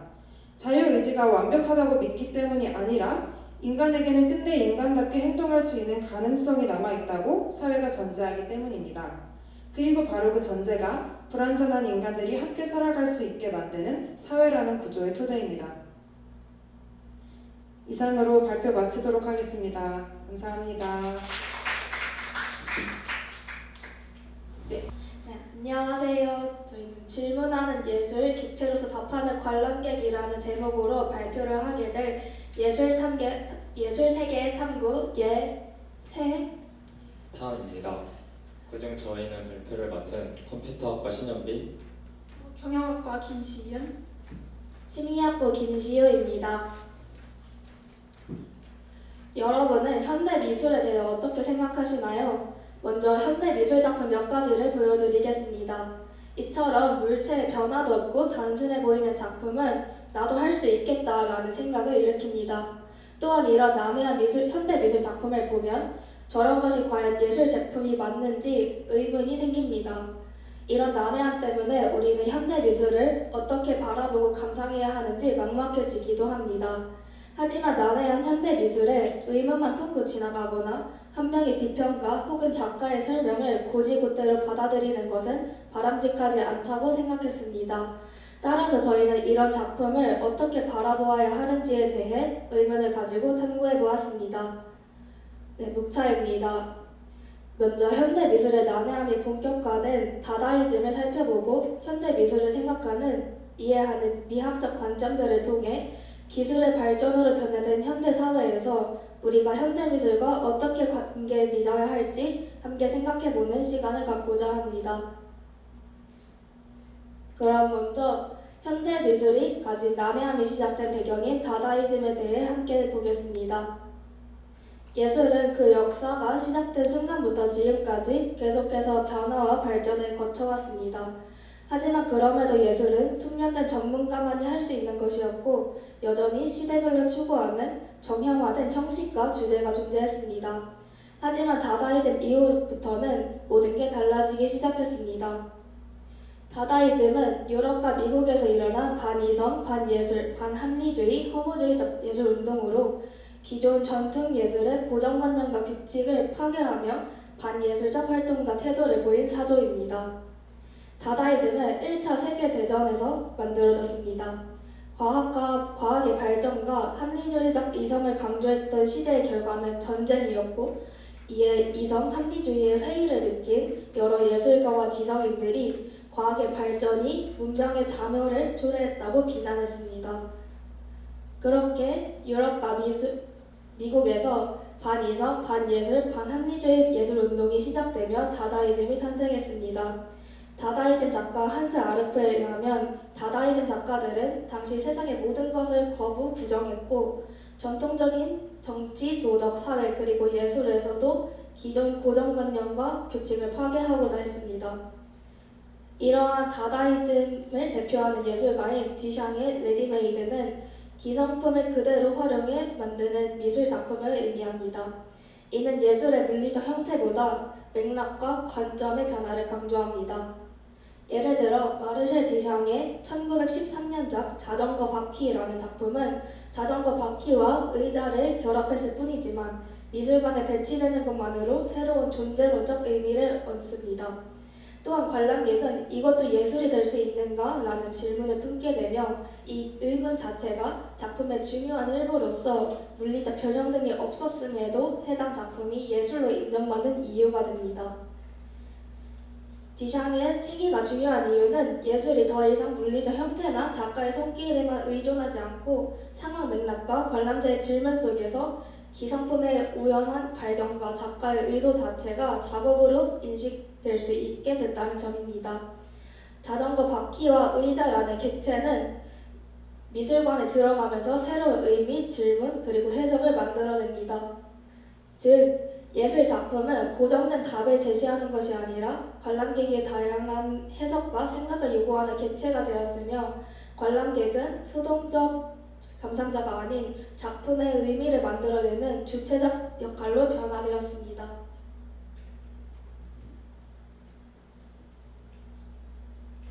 위처럼 적극적으로 변화한 관람객을 넘어 객체로서 관람객의 역할을 이해하기 위한 논리적인 기반을 먼저 제시하고자 합니다. 전통적인 예술 감상 이론인 형식주의에서 시작해 형식주의의 한계를 드러내고 이를 보완하는 관점으로서 그레이엄 하먼의 객체 지향론을 차용하였습니다. 우선 형식주의는 작품의 의미를 작품의 형식에서 찾을 수 있다는 생각에서 시작합니다. 즉, 작품의 선, 색, 그리고 구성과 같은 시각적 요소만으로 평가해야 한다고 보았고 관람자의 감정이나 사회적 맥락을 배제합니다. 하지만 이러한 접근은 뚜렷한 한계를 지니기 때문에 20세기 중반 이후 예술은 더 이상 고전적인 형식만으로는 설명되지 않습니다. 앞서 살펴보았던 레디메이드 작품과 같이 맥락이 더욱 중요해지면서 행위에서 개념에 이르기까지 새로운 관점들이 작품에 포함되어 형식을 보면 작품을 이해할 수 있다라는 기준이 무너졌기 때문입니다. 여기서 저희는 그레이엄 하먼의 객체 지향론을 차용을 하여 NFT 아트나 인공지능과 같은 현재 새롭게 등장한 예술 분야를 어떻게 이해해야 하는가로 넘어가고자 합니다. 하먼은 기존 세계를 인간 중심으로 설명하는 인간 중심주의 방식에서 벗어나 인간뿐만 아니라 모든 비인간적 존재들도 동등한 고유하고 동등한 방식으로 존재한다고 말합니다. 즉 인간, 자연, 사회, 그리고 심지어는 인공물까지도 동등한 객체라고 본 것입니다. 저희가 특히 주목한 개념은 세 가지입니다. 첫째, 객체는 인간이 완전히 파악할 수 없는 고유한 실제를 지닌다는 것이고, 둘째, 객체는 인간 중심으로 정의되지 않으며, 셋째, 객체들끼리도 관계를 맺고 상호작용한다는 것입니다. 특히 첫 번째 개념을 이해하기 위해 한 가지 예시를 들어보겠습니다. 과거 한 사람이 식탁에 사과를 올려놓는 순간부터 그 사과는 인간과는 무관하게 식탁 위에 존재하게 됩니다. 하지만 또 다른 객체인 식탁과의 상호작용을 통해 식탁 위의 사과라는 숨겨져 있던 의미를 드러낼 수 있습니다. 추가적으로 잭슨 폴록의 액션 페인팅을 통해 객체 지향론을 살펴보고자 합니다. 형식주의 비평가인 마이클 프리드는 폴록의 액션 페인팅이 작가의 행위가 지나치게 드러나 연극성이 생긴다라는 이유로 비판을 하였습니다. 하지만 저희는 이제 폴록의 작품을 바라볼 때 페인트, 중력, 시간, 그리고 심지어는 작가의 신체나 행위까지도 다양한 객체들이 관계를 맺는 과정이 잘 드러나는 또 하나의 객체로 바라볼 수 있습니다.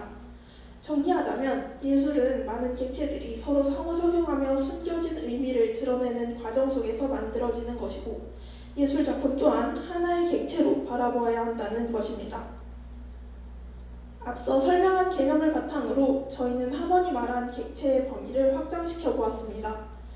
NFT 플랫폼에서 디지털 아트를 거래하고 인공지능의 프롬프트를 입력하는 과정까지도 하나의 객체로 본 것인데요. 해당 관점에서 저희는 뒤샹의 레디메이드처럼 하나의 인공물이 작가가 선택을 하는 과정에서 예술이 되는 이유를 설명할 뿐 아니라 오늘날 인공지능 기계 네트워크가 적극적으로 창작에 참여하는 상황까지도 포괄할 수 있었습니다.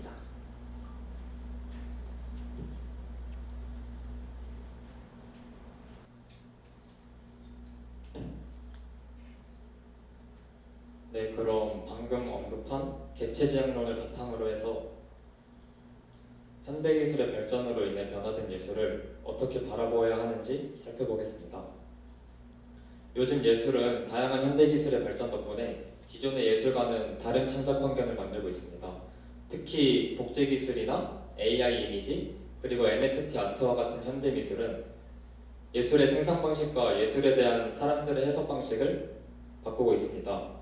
따라서 어떻게 예술작품을 감상해야 하는지에 대한 고민이 필요하겠습니다.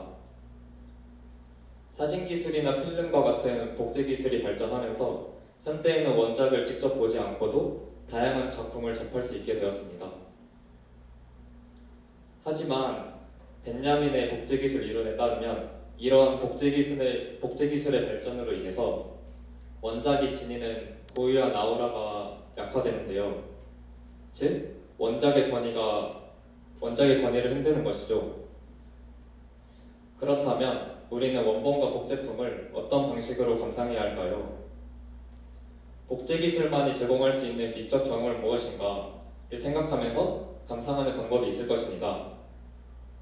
결론적으로 복제기술을 통해 얻어진 지식과 이해를 바탕으로 직접 작품과 상호작용을 하면서 자신만의 의미를 찾아보는 태도가 필요합니다. 다음으로 NFT 아트는 블록체인 기술을 기반으로 작품의 소유권과 진위를 증명할 수 있게 만든 디지털 예술의 일종입니다. 블록체인에 발행된 토큰을 구매하면 그 토큰으로 디지털 작품의 소유권을 증명할 수 있습니다. 그렇다면 NFT 아트에서 우리가 어떻게 기능할 수 있는지를 생각을 해보면 앞으로는 단순히 작품을 구매하는 데서 끝나는 것이 아니라 작품을 재해석하거나 확장할 수 있도록 파생작 등을 제작한다면 소유자는 보다 능동적으로 기능할 수 있을 것입니다. 이렇게 되면 관람자와 소유자는 새로운 해석과 재생산을 통해 적극적으로 예술에 개입하는 객체가 됩니다. 또한 최근에는 누구나 간단한 텍스트 입력만으로 이미지를 생성할 수 있는 플랫폼들이 대중화되면서 다양한 분야에서 AI 이미지를 활용하는 경향이 늘고 있습니다. 하지만 누구나 비슷한 이미지를 쉽게 만들기 때문에 이처럼 이미지를 찍어내듯 대량으로 생성할 수 있는 환경에서는 결과물 자체만으로 작품의 개성과 차별성을 판단하기가 점점 더 어려워지고 있습니다. 이런 이유로 AI 아트에서는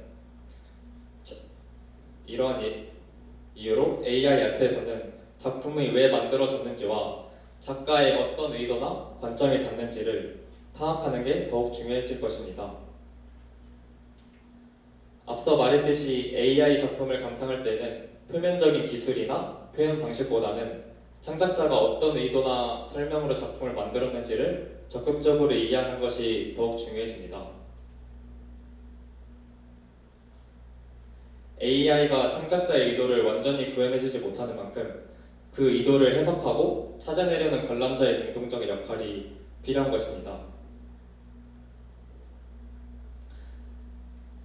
이제 지금까지의 내용을 간단하게 훑어보며 결론에 대한 발표를 이어가겠습니다. 저희 조는 예술의 전통적인 권위가 어떻게 해체되고 확장되어 왔는지, 그리고 그 과정에서 철학과 기술이 어떤 영향을 미쳤는지 살펴보았습니다. 예술은 더 이상 작가의 최종 결과물이 아닙니다. 그렇다면 우리는 난해하게 다가오는 이 현대미술을 어떻게 바라보고 또 감상해야 할까요? 우리는 현대미술 작품을 해석을 요구하는 객체로 바라보아야 합니다. 작품을 능동적으로 바라보면서도 함원의 객체지향론이 주장하듯 우리는 인간 중심적 사고에서 벗어나 나 또한 작품과 관계 맺는 하나의 객체라는 사실을 인지하고 현대미술 작품 감상에 임해야 합니다. 그렇다면 오랜 시간 예술의 중심이었던 작가의 의도는 더 이상 중요하지 않은 것일까요? 이 질문에 대해 저희는 작가의 의도 또한 여전히 중요하지만 그 역할이 달라졌다고 답할 수 있습니다. 우리는 작가의 의도를 논리적 근거가 아니라 해석의 출발점을 알려주는 참조 장치로 재분류해야 합니다. 최종 결론입니다. 현대 미술은 관람객의 주체적인 개입을 요구합니다. 인간 중심적 사고에서 벗어나 우리 모두가 작품과 관계 맺는 객체로서 적극적으로 참여할 때 비로소 난해함 속에 숨겨진 현대미술의 무한한 가능성과 그 새로운 존재 방식을 경험할 수 있을 것입니다.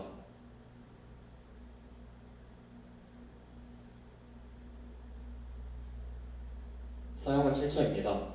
이상으로 현대미술에서 객체로서의 관람객의 역할은 무엇인가에 대한 저희 6조의 발표를 마치겠습니다. 감사합니다.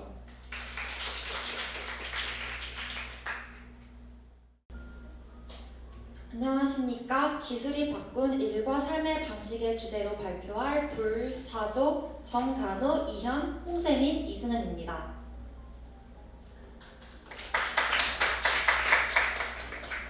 저희의 발표는 다음과 같은 순서로 진행됩니다.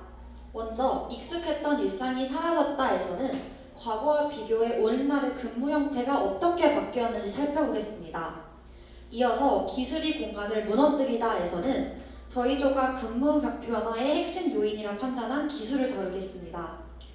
마지막으로 라이프 스타일의 재정의에서는 하이브리드 근무를 바탕으로 일이 단순한 생계 수단을 넘어 삶의 가치를 재정의하는 방식을 살펴보겠습니다.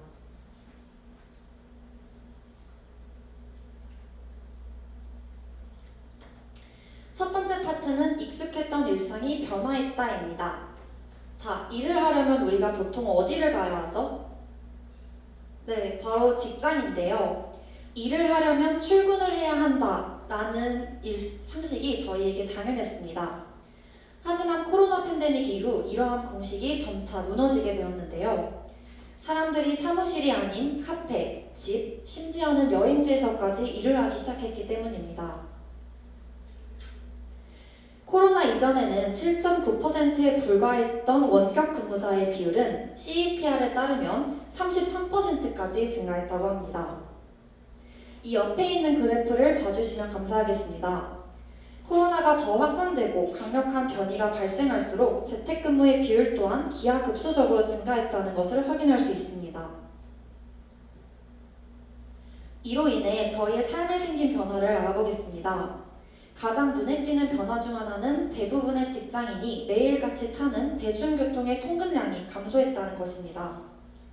이는 출근에 소비되던 우리의 소중한 시간, 평균 1시간 반에서 2시간이 개인의 여가나 자기 개발을 위한 시간으로 전환되었다는 것을 의미합니다. 이러한 변화는 개인의 삶의 만족도를 크게 높여줄 것이라고 예상합니다. 또한 이러한 변화와 함께 출근을 필요로 하지 않고 인터넷과 디지털 툴을 활용해 일하는 직군인 디지털 노마드가 더욱 확산되었습니다. 이러한 디지털 노마드들은 집이나 카페를 활용해 업무를 하면서 더욱더 공간에 구애받지 않는 일의 형태를 보여주었습니다. 위에서 언급한 디지털 노마드, 그리고 유튜버, 온라인 강사, 프리랜서 개발자처럼 출근이 없는 직군들이 점점 더 확장되면서 일과 공간의 필수적인 공식이 더욱더 느슨해지고 있습니다.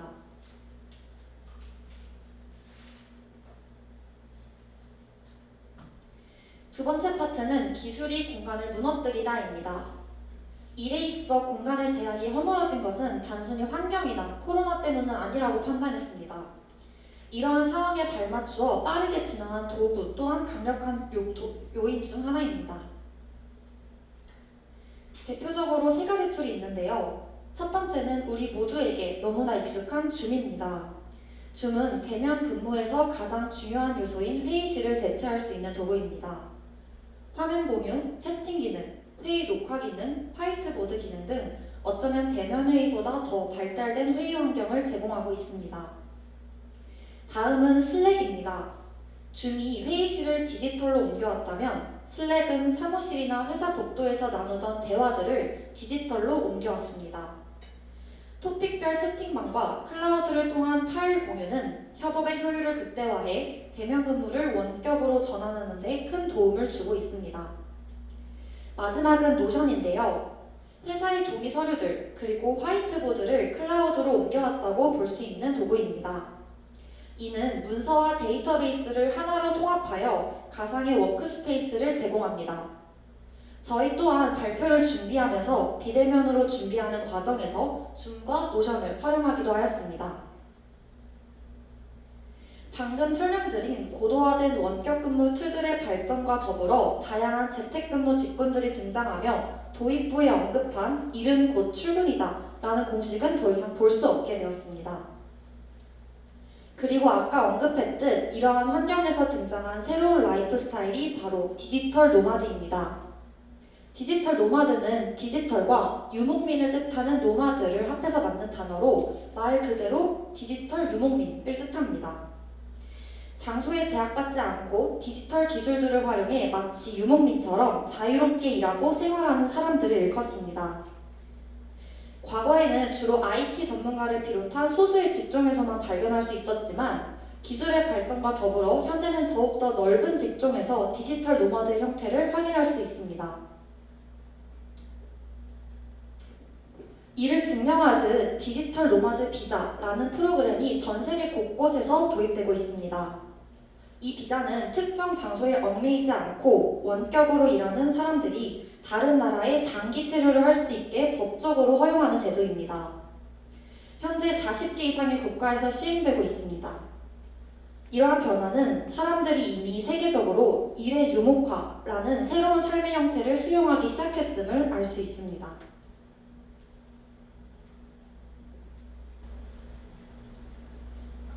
앞에서 살펴본 원격 근무, 기업들의 입장에서는 이런 변화를 마냥 두 팔 걸려 환영할 수만은 없었는데요. 이러한 원격 근무가 확산되면서 기존의 일터인 사무실이라는 공간이 만들어낸 여러 요소들이 사라질 수 있다는 점에서 기업들은 불안감을 느끼게 됩니다. 기업들이 왜 이렇게 원격 근무를 두려워하는지, 그리고 사무실과 관련된 3가지 자원, 그리고 4가지 거리 유형을 바탕으로 살펴보겠습니다. 사무실은 단순히 모여 앉아 일하는 장소가 아닙니다. 사무실은 여러 자원이 한데 모여 형성한 공간이라는 의미를 가집니다. 기업 측에서는 원격 근무로 인해 이러한 자원들이 약화될 수 있다는 점을 우려합니다. 첫 번째 자원은 물질적 자원입니다. 물질적 자원이라 하면 같은 공간에서 일하는 사무실, 업무에 필요한 장비, 그리고 기술 인프라 같은 것들입니다. 두 번째는 사회적 자원입니다. 동료들과의 협업 관계, 함께 일하며 쌓이는 신뢰관계, 그리고 잡담과 같은 비공식적인 커뮤니케이션이 여기에 포함됩니다. 이러한 요소들은 업무 효율뿐 아니라 팀워크 형성에도 중대한 역할을 합니다. 마지막으로 상징적 자원인데요. 상징적 자원은 조직 문화나 복장 규정, 그리고 출퇴근과 같은 내가 지금 일하고 있다라는 정체성을 만들어주는 역할을 합니다. 다음으로 살펴볼 것은 기술이 만들어낸 새로운 거리들입니다. 기술이 물리적 거리를 해결해 주었고 어디서나 일할 수 있게 해주었지만 동시에 새로운 형태의 거리들을 만들게 되었습니다. 첫 번째는 심리적 거리입니다. 화면 너머로 일하다 보니 팀원 간의 정서적 연결이나 조직에 대한 소속감, 정체성 등이 약화될 수 있습니다. 두 번째는 시간적 거리입니다. 원격 근무로 인해 다양한 장소로 일하다 보니 비동기 소통이 발생하게 되고 이로 인해 의사 결정이나 협업이 지연되는 경우가 발생했습니다. 그리고 세 번째는 기술적 거리입니다. 다 따로 일하다 보니 기술 숙련도의 차이, 도구 방식의 차이, 그러한 불일치로 인해 업무 효율에 격차가 발생하게 되었습니다. 마지막은 구조적 거리입니다. 사무실에서 자연스럽게 형성되던 비공식 네트워크에서 배제되거나 상급자에게 피드백을 받을 기회가 줄어드는 문제입니다. 이러한 요소들이 바로 기업들이 원격 근무를 두고 느끼는 핵심 불안 요소들입니다. 네, 앞에서 설명했던 것처럼 기업들은 원격 근무로의 전환에 대해 굉장히 조심스러운 태도를 보이고 있었는데요. 하지만 노동자들은 코로나를 겪으며 인식이 크게 변화하였습니다.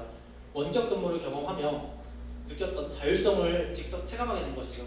그로 인해 원격 근무를 통한 일과 삶의 균형에 대해 더욱 갈망하게 되었습니다. 이렇게 기업들의 우려와 노동자들의 원성이 서로 충돌하게 되면서 하이브리드 근무라는 대안이 나오게 되었습니다.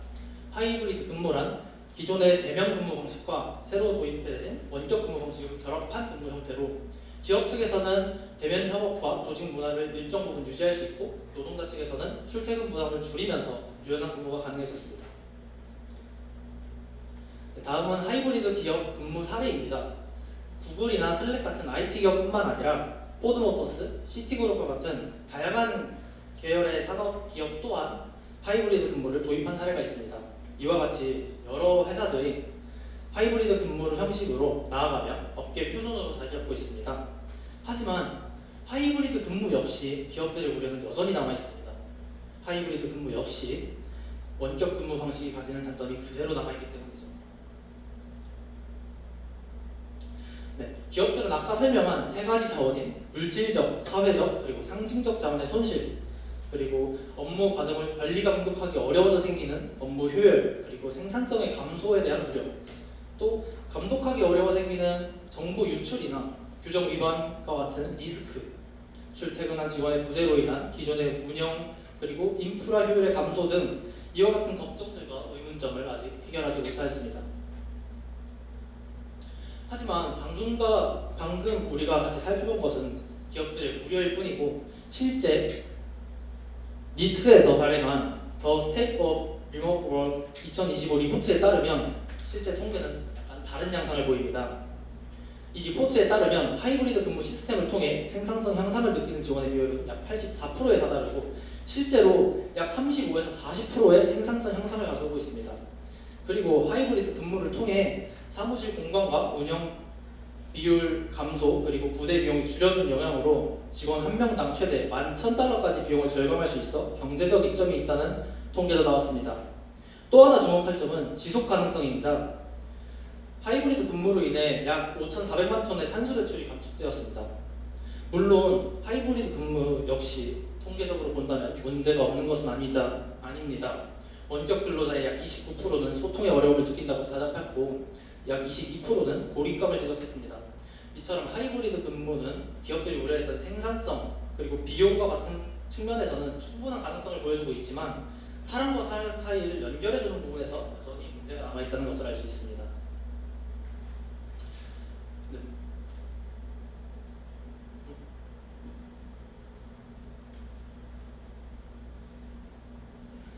마지막으로 세 번째 파트는 라이프 스타일의 재정의입니다.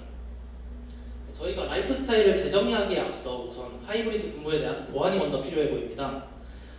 협업 툴과 클라우드 같은 기술들을 통해 시간적 거리를 줄이고 공정한 투명한 성과 관리 제도를 통해 어떤 기반을 마련해야 합니다. 또한 다양한 장소에서 일하는 만큼 보안 시스템도 강화되어야 하며 대면, 비대면과 같은 환경에서 조직 문화, 소속감, 유대감 등을 증진시키기 위한 커뮤니케이션 구조를 만들어야 합니다. 어째서 우리는 이런 노력을 해야 할까요? 불편함을 감수하고도 추구해야 할 더 큰 가치가 있기 때문입니다. 이것은 기술의 발전은 이를 통해 삶의 가치를 추구하는 사람들을 등장하게 하였습니다. 이제 중요한 것은 단순히 이를 통해 어떤 삶을 살아갈 수 있는가를 정하는 것입니다. 미래의 중요한 가치는 일과 삶의 균형, 자아 실현, 그리고 스스로 삶을 선택할 수 있는 자율성입니다. 하이브리드 근무는 그 가치를 향한 과정이라고 볼 수 있죠. 이러한 가치 추구는 새로운 라이프 스타일을 등장하게 하였습니다. 바로 슬래시족인데요. 슬래시족이라는 이름은 화면 우측 상단에 보이는 것처럼 작가 슬래시, 유튜버 슬래시 이렇게 슬래시로 나눈다는 의미에서 나왔습니다. 슬래시족은 여러 일을 통해 자신의 정체성을 확장하려는 사람들입니다. 원격 근무 등 기술의 발달로 여러 일을 병행하는 것이 가능해졌고 이를 통해 정체성이 확장되고 삶의 가치를 추구하는 삶을 살아가게 되었습니다. 그렇다면 일이란 과연 무엇일까요? 정찰석 교수는 일이란 무엇인가라는 질문은 삶이란 무엇인가만큼 어렵다고 말한 바가 있습니다. 일은 자아를 실현하고 사회와 연결되며 존재 가치를 확인하는 중요한 활동입니다. 저희는 일을 단순히 생계수단이 아니라 곧 우리의 삶이라고 생각합니다. 워라벨은 과거에 일과 삶을 분리하는 것이었다면 미래에는 기술을 통해 일과 삶을 통합하는 방향으로 나아가고 있다고 생각합니다. 기술은 단순히 우리가 더 적게 일하게 만든다기보다 전통적인 일의 개념을 바꿔놓고 우리가 어떤 삶을 살아갈 것인지에 대한 선택지를 넓혀주는 도구라고 생각합니다. 결론적으로 우리들은 기술 발전과 발맞춰 기술적, 제도적 보완이 필요하고 이는 인간 노동을 대체해가는 이러한 흐름 속에서 인간이 어떤 가치를 찾아야 하는가라는 질문과도 맞닿아 있습니다. 발전하는 기술은 결국 우리가 누구로 살아갈 것인가에 대한 선택지를 넓혀줄 것이고 미래의 일의 정의는 나만의 삶을 찾아가는 과정으로 확장될 것입니다. 감사합니다. 네, 박사님 수고 많으셨습니다.